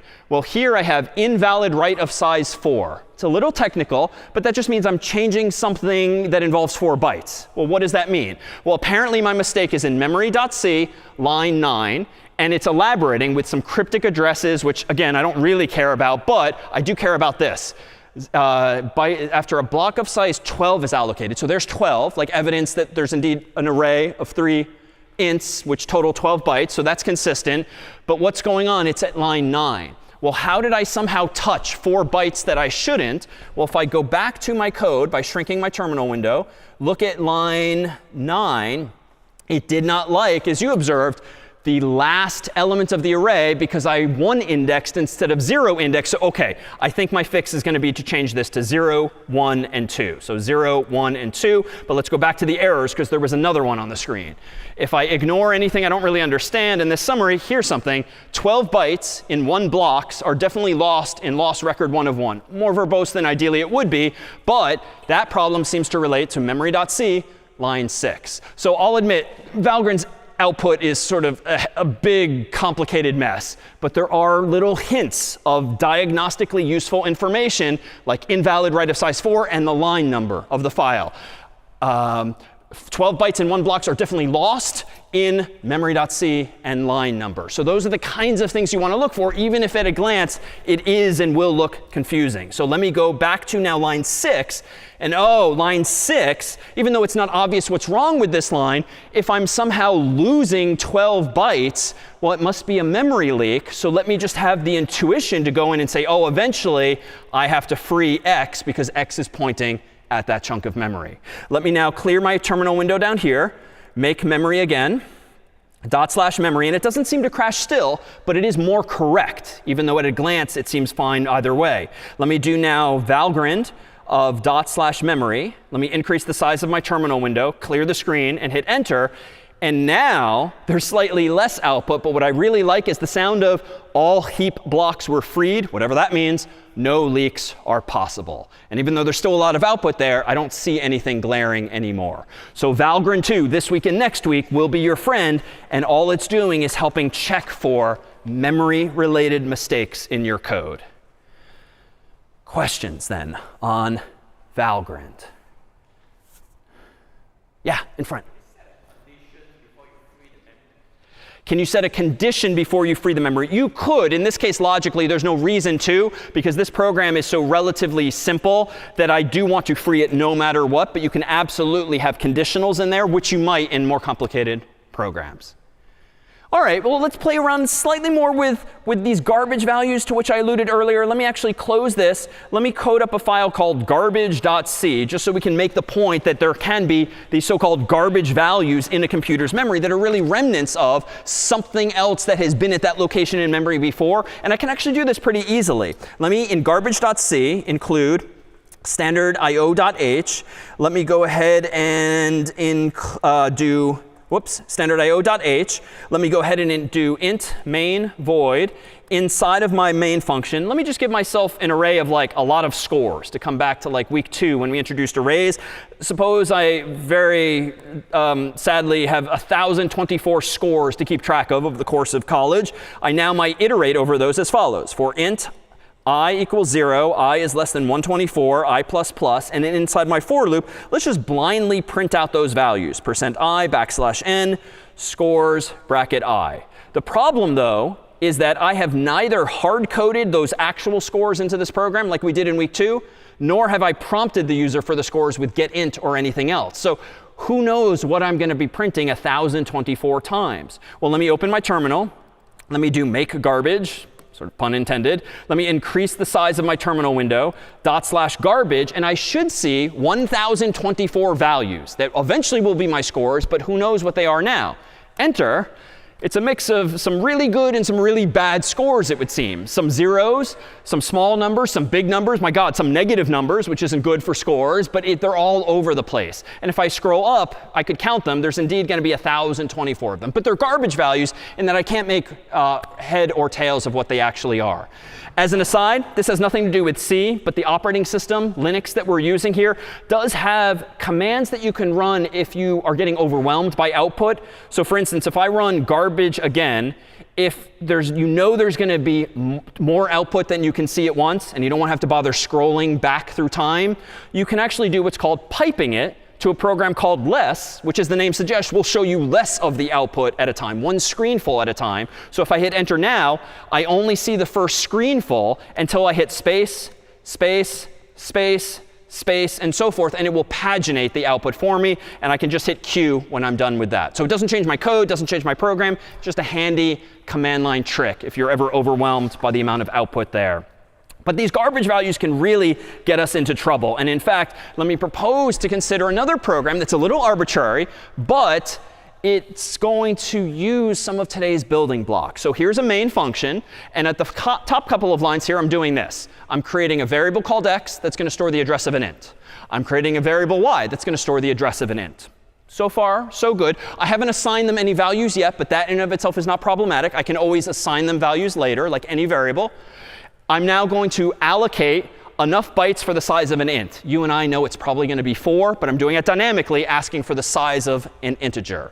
And I'm storing the address of the first byte in x. But notice what I'm not doing is storing anything yet in y.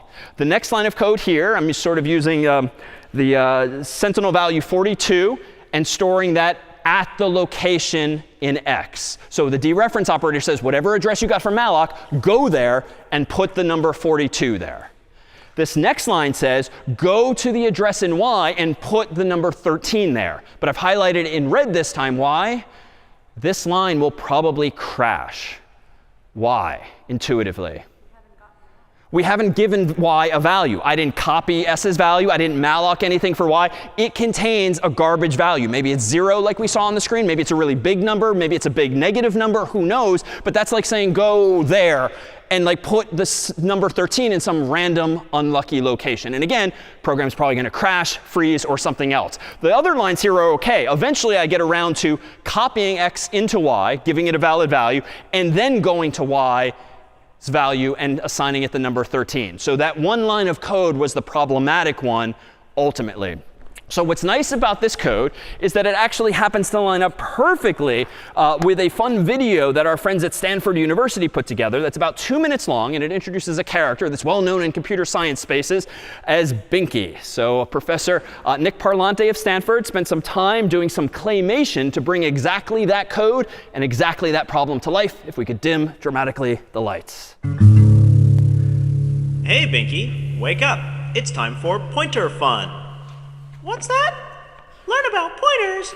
Oh, goody! Well, to get started, I guess we're going to need a couple pointers. OK, this code allocates 2 pointers which can point to integers.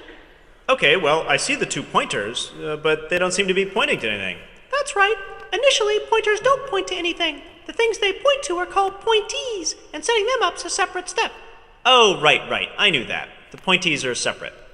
So how do you allocate a pointee? OK.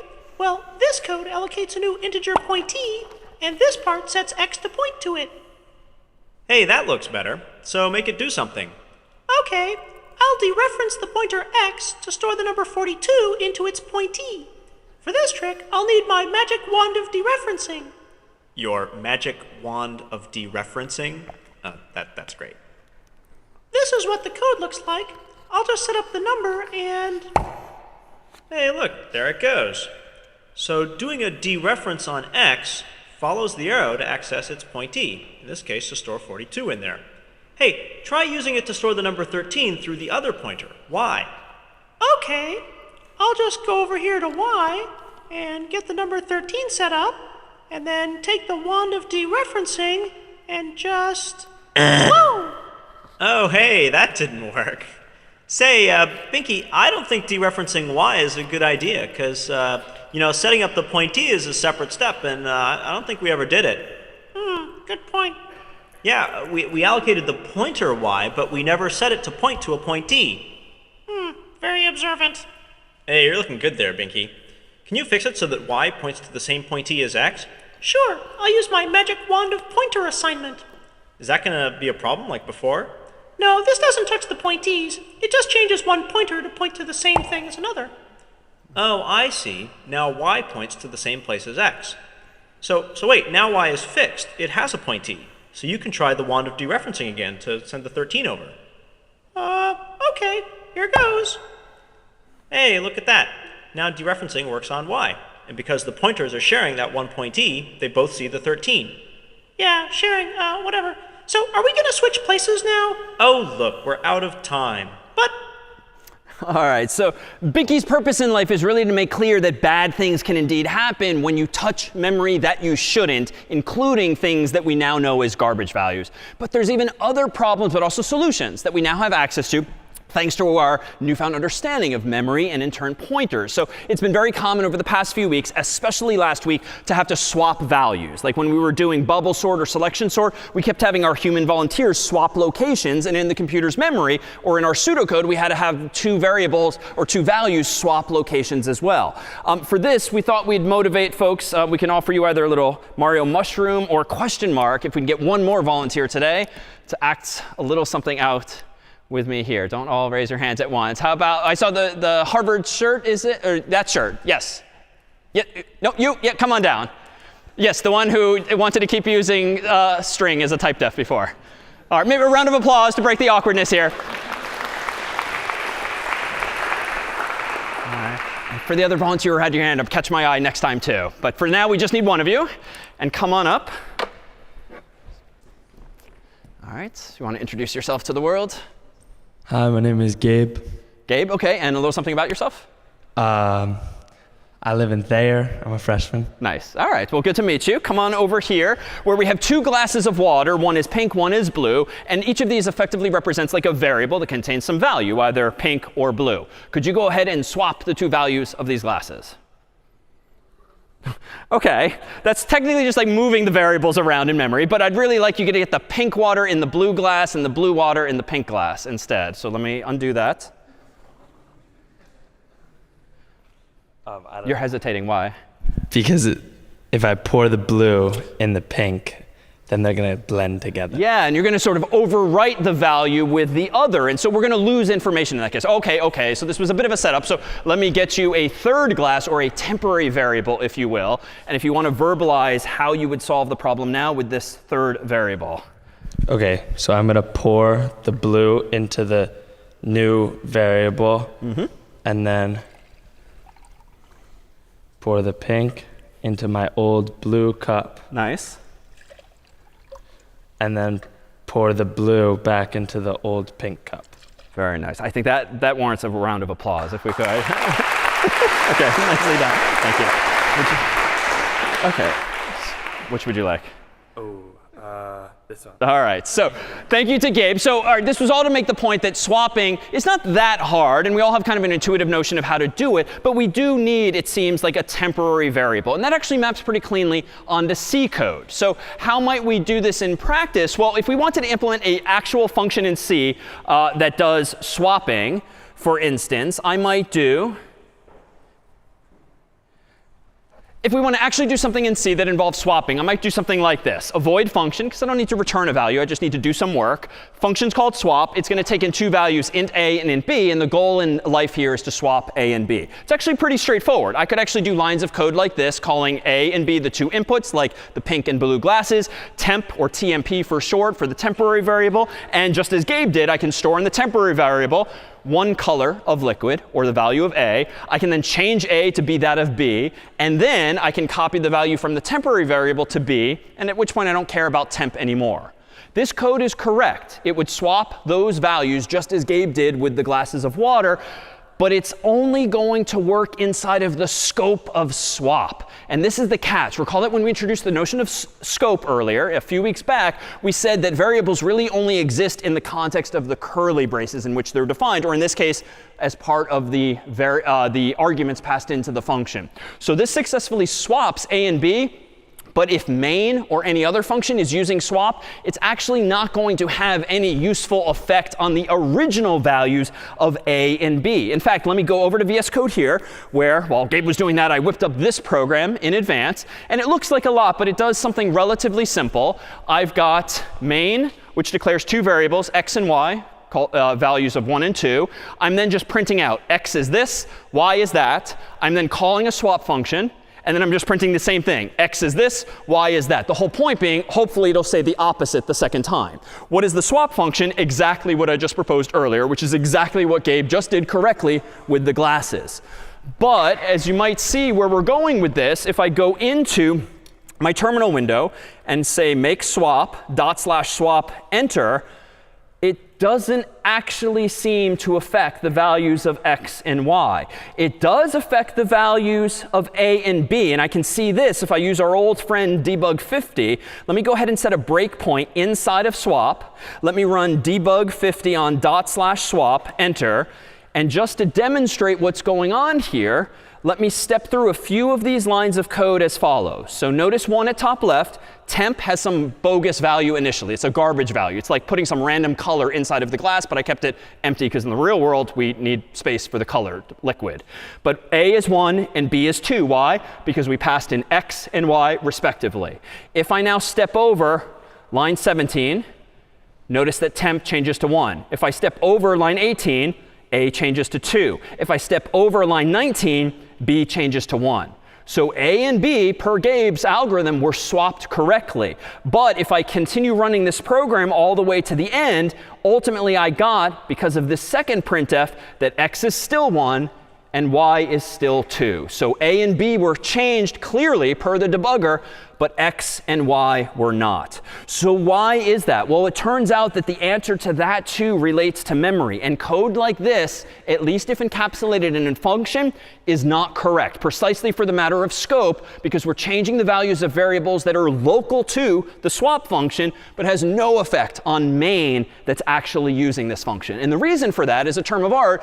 When you pass arguments to functions, you're generally passing things by value. You are passing in copies of those values. So when you pass in x and y, you're really passing in a copy of x and a copy of y that you can do anything you want to, and we're calling them A and B in the context of swap, but that has no effect on the original versions of x and y. What's really going on, though, can be thought of again in terms of the computer's memory. So here's a chip of memory. Let's kind of zoom in and abstractly on the sort of grid as we keep describing this, and consider that we can use this memory in bunches of different ways, but the world has standardized how we use computers' memories when running programs. And we tend to use this part of memory at the top, so to speak, in certain ways, and this type of memory at the bottom in other ways. And if we understand what those ways are, we can actually infer deductively why this function is not working as intended. So it turns out, let's even get rid of the individual bytes, because we don't really care about numbers for now. It turns out that when you double-click a program on your Mac or PC, or tap an icon on your phone, or run /something on your code space, the computer automatically loads the program's machine code, the zeros and ones that someone else compiled, or maybe you compiled, into the top of your computer's memory, so to speak. It's not literally the top, because who knows how the thing is oriented, but just for the sake of discussion up here. What else gets loaded into the computer's memory? If your program has any global variables defined outside of main, by convention, they go below the machine code that was loaded into memory.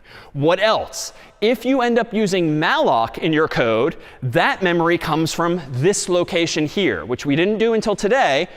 But actually, it turns out that getString has been using malloc all this time since week 1, because that's how we're getting an arbitrary amount of memory for everything you might type in at the keyboard. The heap, though, so to speak, grows downward. So the more and the more and the more and the more you call malloc, the more stuff that gets filled up top to bottom in the so-called heap.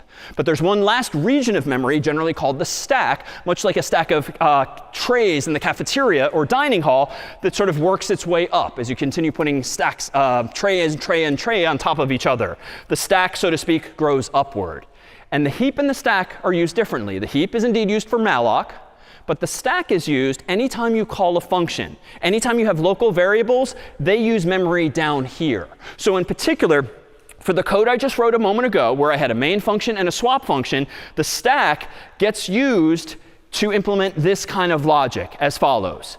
I first, unbeknownst to me, my computer does this for me, I get a chunk of memory at the bottom of my computer's memory space that contains any command line arguments, if we had int argc and char and string argv, like a couple of weeks back, or if I have any local variables like x and y. If I then call a function like swap, swap gets its own chunk of memory, its own frame of memory above main in the computer's memory. So it's like putting down a main tray from the dining hall and then a swap tray on top of it from the dining hall. Each of them contains their own local variables, x and y here, a and b here. And you can kind of see where this is going already. If x and y live here, but we're changing a and b here, well, obviously we're not changing x and y down here. Well, let's be a little more specific. In the main function, when I have two local variables like x and y, it's like having space for them in the computer's memory. And initially, I had values 1 and 2, respectively. When I then called a swap function, that had two local variables of its own, technically arguments, passed in, which, because I'm passing by value, gets copies of x and y called a and b. But the values are going to be the same initially, 1 and 2, respectively. But then in the 3 lines of code that represent what Gabe did with the glasses of water is we have a temporary variable, a third, still in the same frame of memory. And I assigned with this code here, let me step out of the way, this first line of code stored the value of a in temp, like this. The next line of code stored the value of b in a, like this, at which point, unfortunately, they're identical, but no big deal because, like Gabe, we kept the temporary variable around. And then we can store the value of temp inside of b. Now, as an aside, with respect to the debugger we pulled up earlier, as well as a couple of weeks back, when you've looked at the top left of the debugger window and you can see your local variables, what you're seeing in the debugger is either these variables if you've set a breakpoint in main, or these variables if you've set a breakpoint in swap. The debugger is just showing you what variables are in scope. What does scope really mean? It's a slice of memory at that moment in time, effectively. And we've been simplifying it verbally by saying what's between the curly braces. But that's the simpler way of describing really this. Now, we don't care about temp eventually.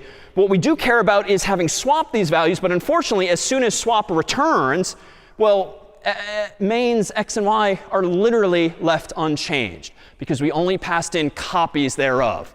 So the fundamental problem seems to be that the swap function is logically correct, but it has not been given access to the locations of x and y in memory. What swap really needs is a treasure map, so to speak, that leads it to the actual location of x, the actual location of y, so that using like the star operator, it can go there and swap the actual values inside of main's frame of memory.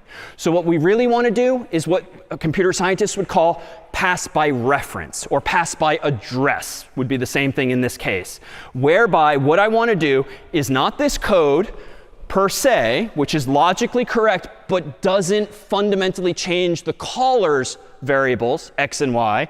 Watch the delta here. This is correct. And it looks crazy scary at a glance because there's all this new syntax, but it's really just the same syntax from the start of today used a few different places. What I'm saying now in this correct version of swap is that a is not going to be an int per se. It's the address of an int. And b is going to be the address of another int. This is my sort of treasure map whereby a and b are going to contain the addresses of x and y. What am I going to do? Well, temp is still just an int. It's still just an empty glass. But if I want to store the value at a in temp, I have to go to a and store it in temp. I have to go to b and go to a and put the latter in the former in the latter. I have to the first and the second.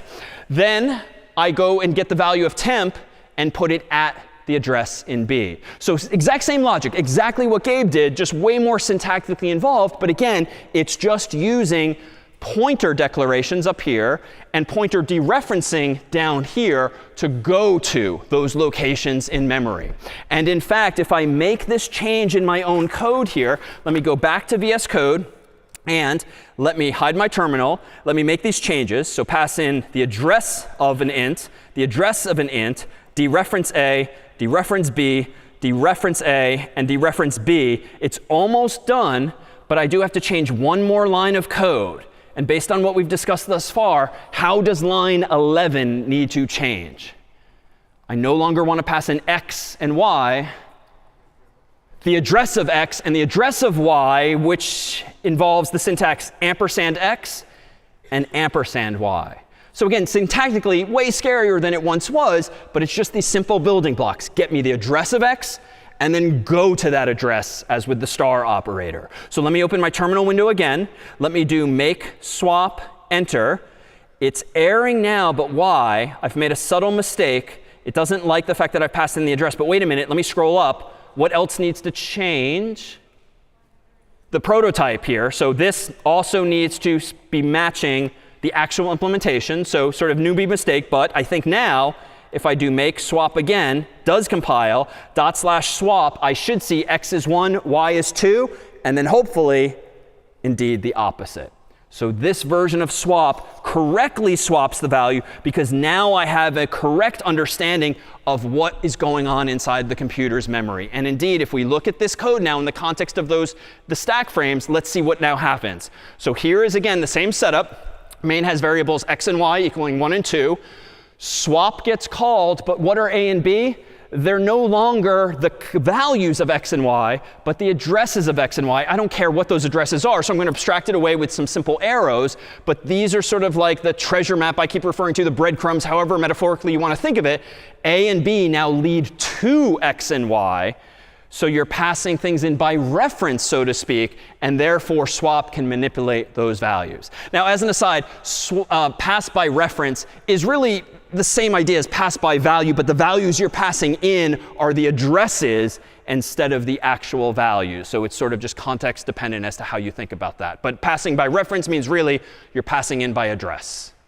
All right, so with that said, step by step, what's happening? I'm going to A, which is going to contain the value 1, and I'm going to store that in temp. So what I should see in temp still is 1. Now I'm going to go to B, and what I should see at B is 2, and I'm going to put it at star A, which is the same thing as 2 here. Then lastly, I'm going to grab temp, which is 1, and I'm going to put it at B, which is like following that arrow and changing that to 1. And this then pictorially is why my new version of the code indeed works as expected. And better still, when swap is all done and that frame of memory is taken away. It's still physically there, but we don't care about it anymore, so we might as well think of it as just disappearing. The change has, in fact, permanently affected main's version of x and y. Questions, then, on this trickery? Yeah?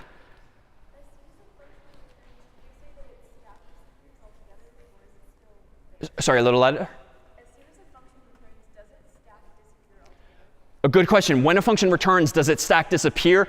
Typically, no. You still have remnants of all of those values that were once there, unless the compiler or the computer is sort of scrubbing that memory, which is not typically done for performance reasons.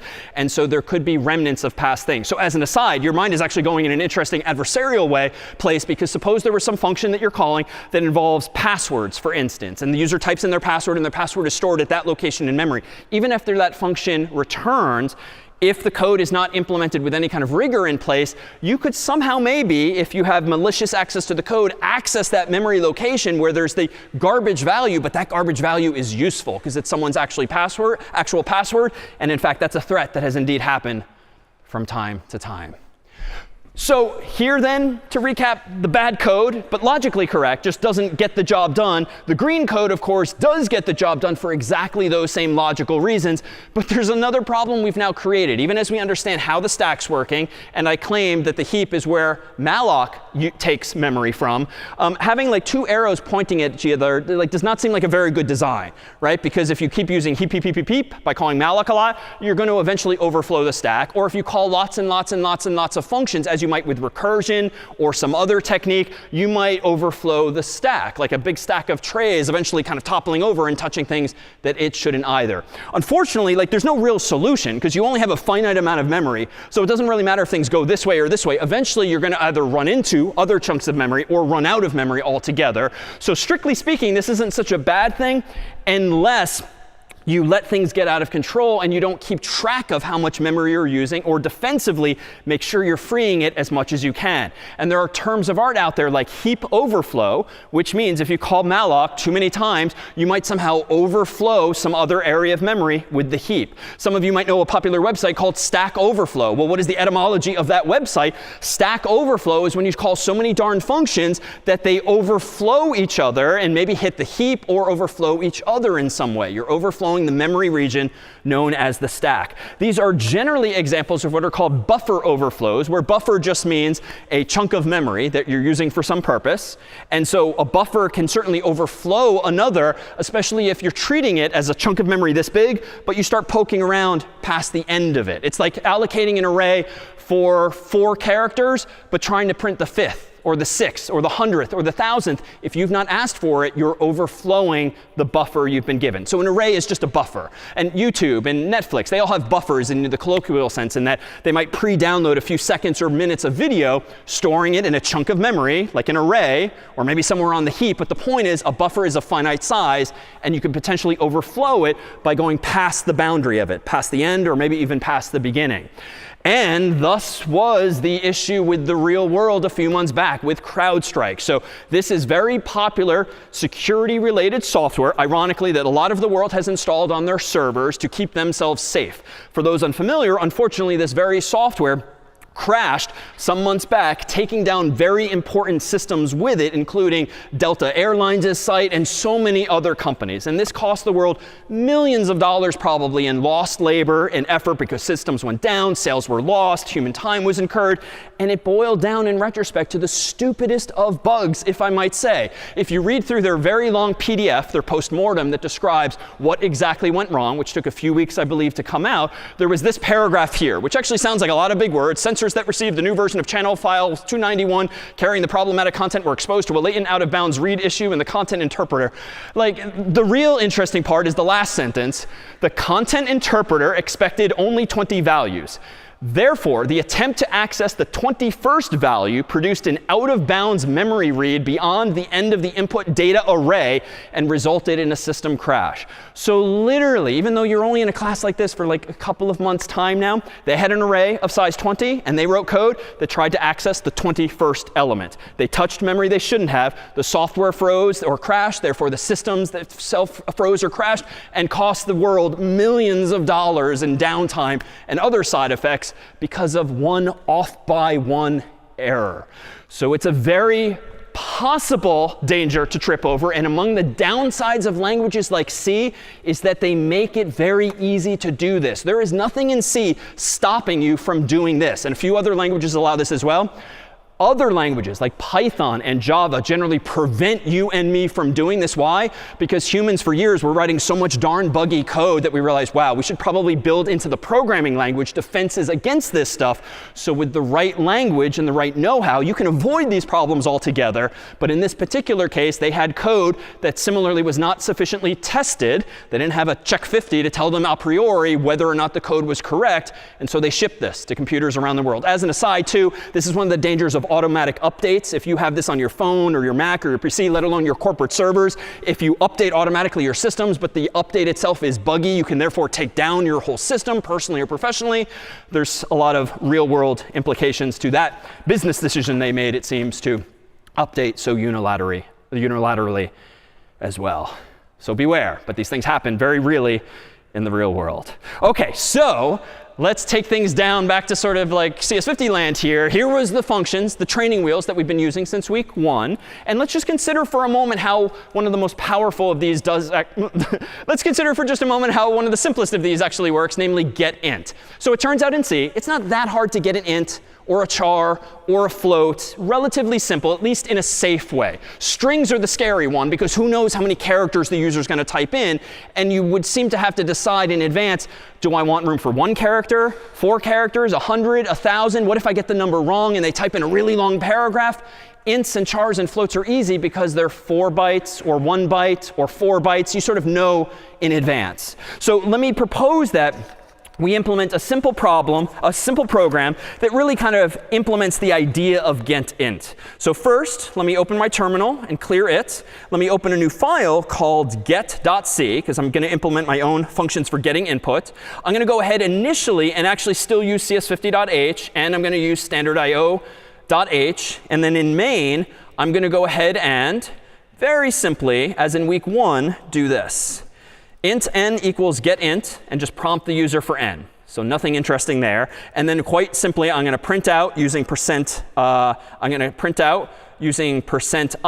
the value of n, passing in n. So again, week 1 stuff, no memory, no explicit use of memory or pointers here yet.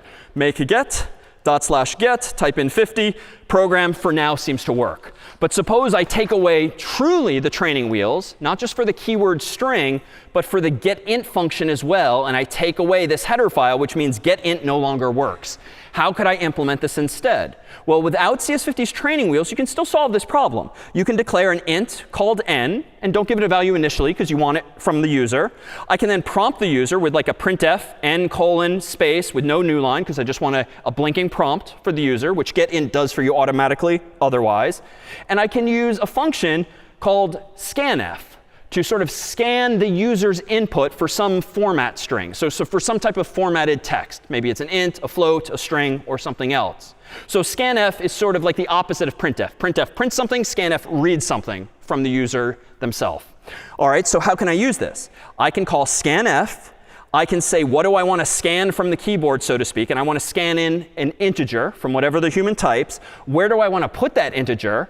Well, I can't just say put it in n, because you can't change. I want n to persist. I want to tell it to go to the address of n and put it there, wherever there actually is in memory. So again, just like with swap, if I want another function to be able to change my variable, can't just hand it the variable. I have to hand it the address of my variable. And scanf is designed to expect that. Now, as my last line, I can print out n : %i\n, and now print the value of n. So it's a bit of more of a mouthful. I've got like 2, 3 lines instead of my 1 with getInt, but I think it'll work. Let me do make get /get and type in 50, for instance, enter, and it does seem to work. And effectively, this is what getInt is doing. getInt's a little smarter because, for instance, if you don't type in int and you type in cat or dog or bird or something else, like weird things will happen. So we make sure that if you don't type in something that's actually an int, we prompt the user again and again and again using our own loop. So we sort of handle that error checking for you. But if I want to do this with a string, how might I go about doing this? Well, let me go back into my program here after clearing my terminal. And let me just kind of do the same thing, but with strings. I could say string s, but we know strings don't really exist as a data type. So I'm going to more explicitly say char *s. Like that's effectively a string, or a placeholder therefore. Let me print out a prompt for that string. Just say s:, just because I want the user to type in a string for me. And now I'm going to use scanf again. What do I want to read from the user? Well, I want to read a string. And so just like printf, I use %s to scan a string from the human's keyboard. And now, after that, I need a place to put it. Well, I think I want to put it in my string s. I don't need an ampersand here because s is already a char *. It's already the address of a string, if you will. But now if I go and print this, I'm going to say s, %s, \n, just as before. So it's the exact same logic, but this line of code is now dangerous. And this is why we give you getString, and this is why more of the world should use libraries instead of doing this. Why is this line of code on line 7 dangerous or undefined, what it will do?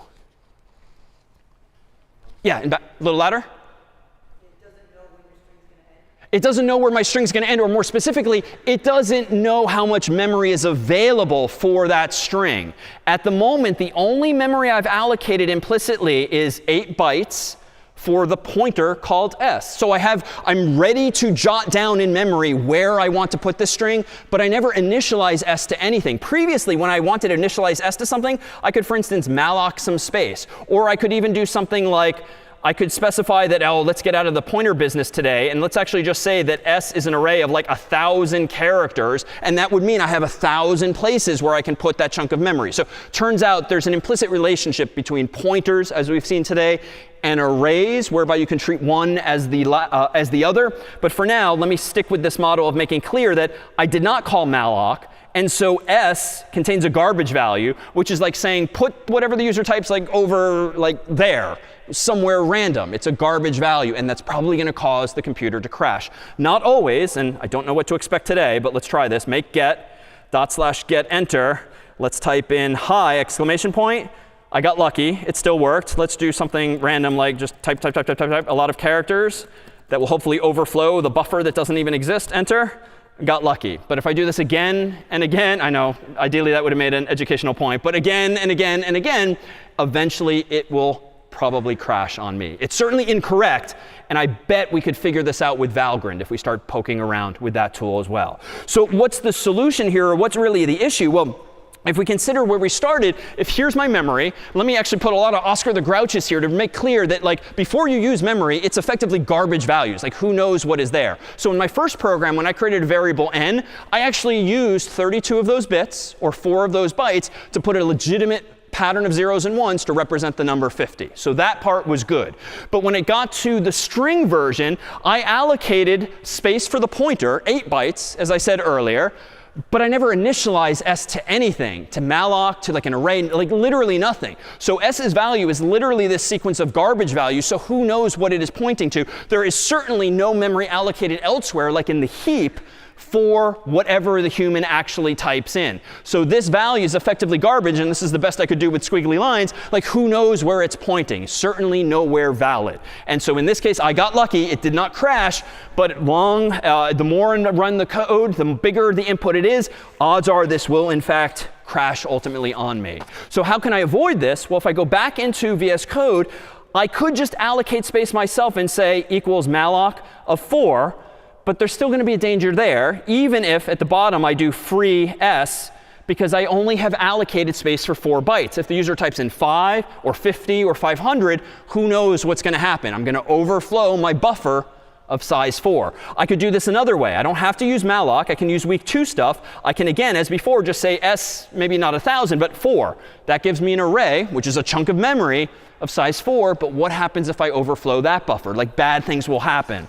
And so this is why we still use and would encourage you to keep using getString, because it avoids overstepping the boundaries of any buffer. Like we literally, as I acted out before, take these baby steps in code, and every time you type a character, essentially we call malloc again and again and again. And it's a little inefficient, but we call malloc as many times as we need to grow enough space in the heap for whatever the human types in, whether it's 1 character 4, 4,000, or more. It's just really annoying to write out. And in fact, the code is open source, but it's a decent amount of logic just to do something relatively simple. Languages like Java and especially Python make life so much easier with input and output. And we'll get to that in a few weeks' time. Any questions then on scanf and really why we've been using these training wheels? Yeah.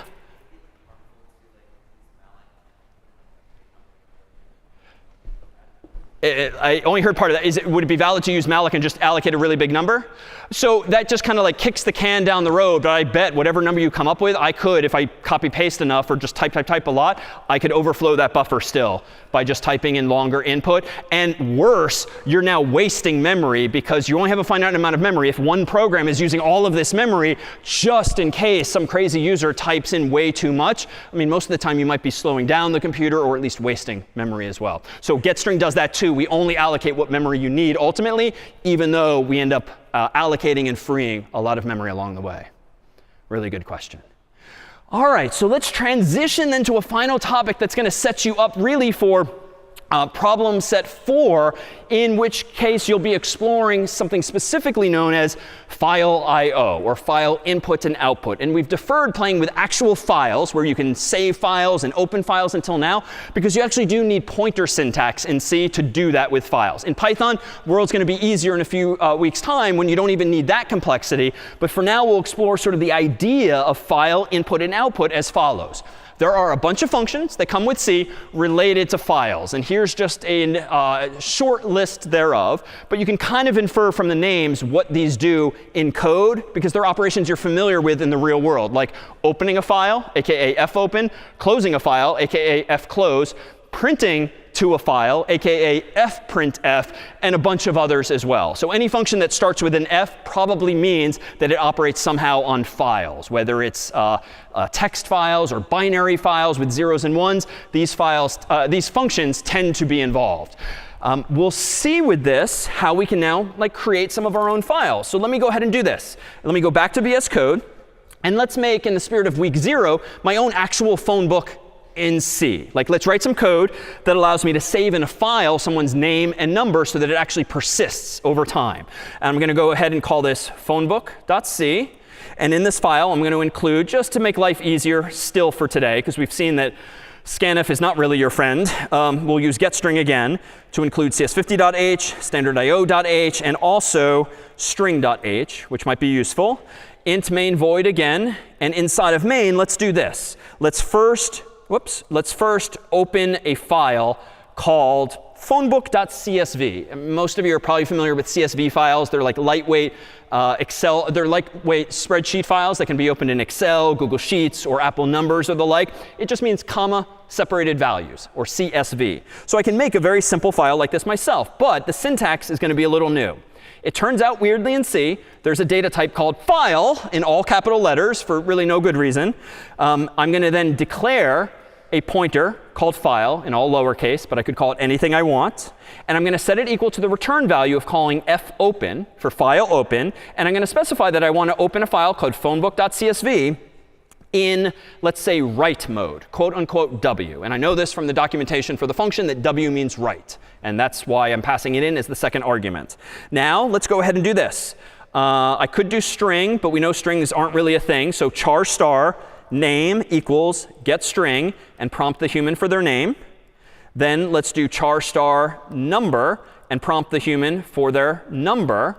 And then I want to save the human's name and number in this file like I'm adding friends to my contacts. Let's go ahead and do not printf, but fprintf, passing in file as the first argument, which is unlike printf. Printf obviously just goes to the screen by default, but fprintf needs to know what file you want to print to. I want to print out a string that looks like a string, comma, another string, and then new line. So just like printf lets you format what you're printing, fprintf lets you format what you're saving as string, comma, string, and then a new line.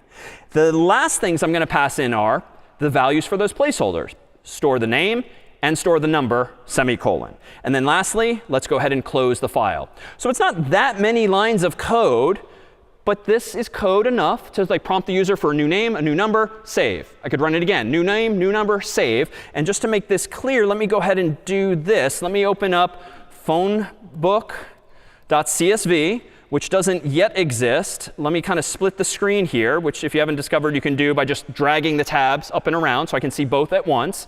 Let me do make phonebook, enter, /phonebook, enter. And I'll do, how about John Harvard, enter. And now let's see, +1, 949. What's his number? Line. Rungshin, do you remember? 2. Has anyone texted this number yet? You have it saved? This is not important, but I'd like to be consistent. Yeah.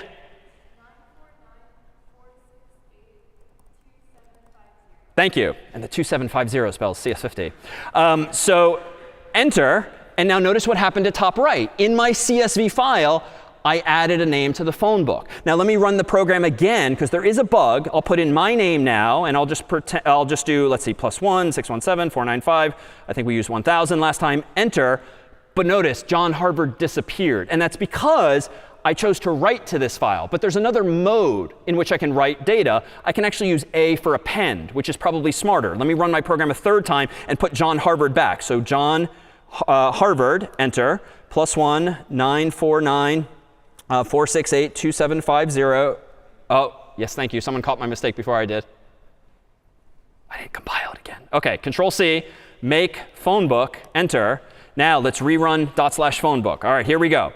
John Harvard, we'll put him back, +1, 949, 468, 2750, enter. OK, that's in there. Let's run it one more time for myself. David Malin, +1, 617, 495, 1000, enter. And now it's indeed appending to the file. So if you've ever used Excel or Apple Numbers or Google Sheets and you're adding rows to the file, or you're literally clicking like new contact on your Android phone or your iPhone, effectively what's happening is Apple or Google wrote code like this to add more and more data to some file. It might not be as simplistic as a CSV file where you're separating the values with commas and just putting it in raw text. It might be some binary file with raw zeros and ones, but it's the exact same idea. And in fact, if I go ahead and try to improve this code, I should note this too. In the spirit of error checking, let me add one additional line before we add one other example to the mix. It turns out that just like malloc, things can go wrong when you try to open files. Maybe it doesn't exist. Maybe there was a typo. Maybe you are, in fact, out of memory.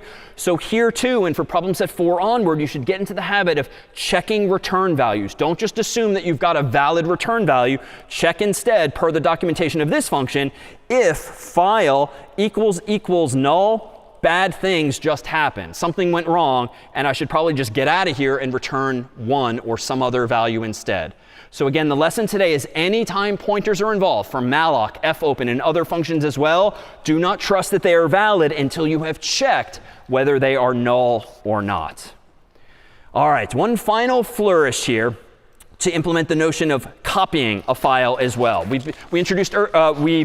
might have seen the cp command before for copy files from one to the other. How might we implement that ourselves, even though it's been around for some decades now? Let me go ahead and open another file here called copy.c. Or actually, we'll call it, we did copy earlier. So, did we? Yes. Let's go ahead and create a new file called cp.c to implement our own version of the copy command. In this file, let me go ahead and include standard.io.h. And let me go ahead and include another file, standard.int.h, because it's something you'll see in problem set 4. And I'm going to go ahead and in int main, I'm going to use command line arguments now. Int argc, string argv as an array, but we know, but we know strings don't exist. So technically, main can henceforth be written as char star argv, still an array thereof.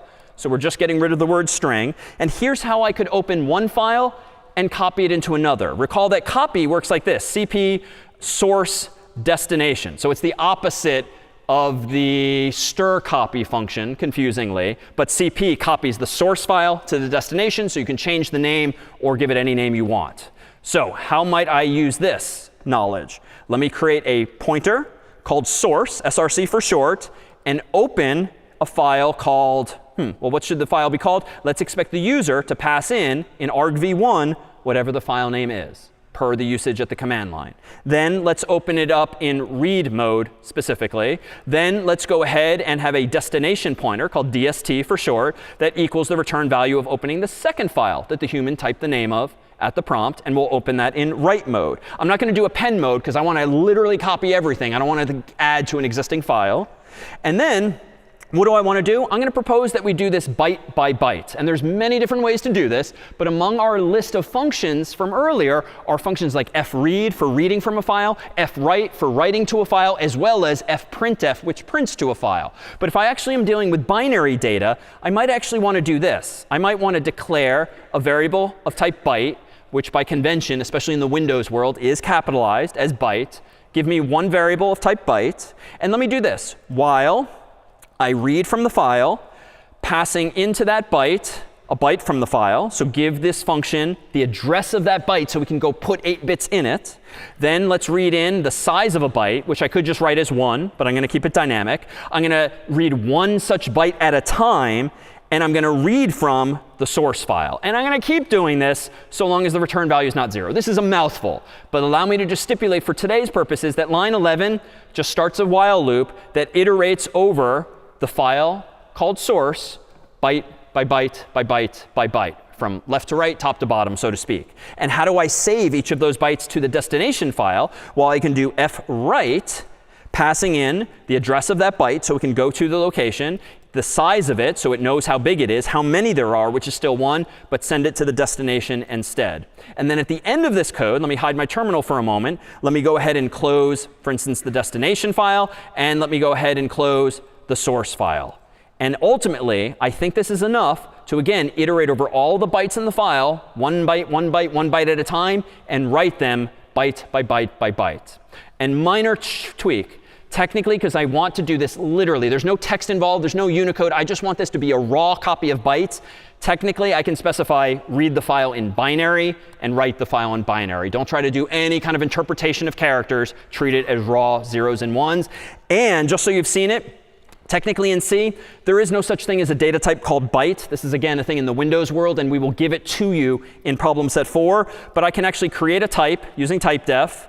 I'm going to have it be equal to something called uint8t, where that just means unsigned 8-bit integer. But more on that some other time, or never, perhaps. But for now, that just gives me a byte of 8 bits in a manner consistent with what Windows computers do. And if I didn't mess this up, let me open my terminal window, make cp for make the copy program, .cp. I want to run .cp, so it's my version of the copy command, not the built-in system one. Let me go ahead and copy a file like, what was the file we started with? Addresses.c. And how about we'll call this backup.c. And if I open up addresses.c here, we'll see the file with which we began class earlier.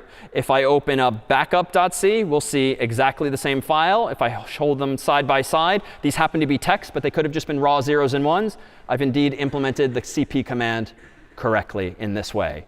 Now, how, though, does this loop work? Let me go back into cp.c. Recall that I had this loop here. Let me close these other files. There was this loop that somehow just knew to advance to the next byte in the file, even though there's no +1, there's no for loop explicitly. It's just kind of reading and reading and reading until fread returns 0. Well, the reason for that is that these file reading and writing functions behave a bit like a YouTube video or a Netflix video, whereby once you start reading from them, like watching them, the sort of cursor advances from left to right. So as soon as you read a byte, the file itself keeps track of where you are in the file. Kind of like an old school cassette tape. Once you start playing it physically, the device is moving. So it knows where to read the next bytes from and where to write the next bytes to. And this is all going to be germane as we introduce ultimately a specific file format this week in problem set 4 known as a bitmap file, or BMP for short. In the world of bitmap files, you'll see that you can represent images like this, but these images are really just going to be a grid of pixels, top to bottom, left to right.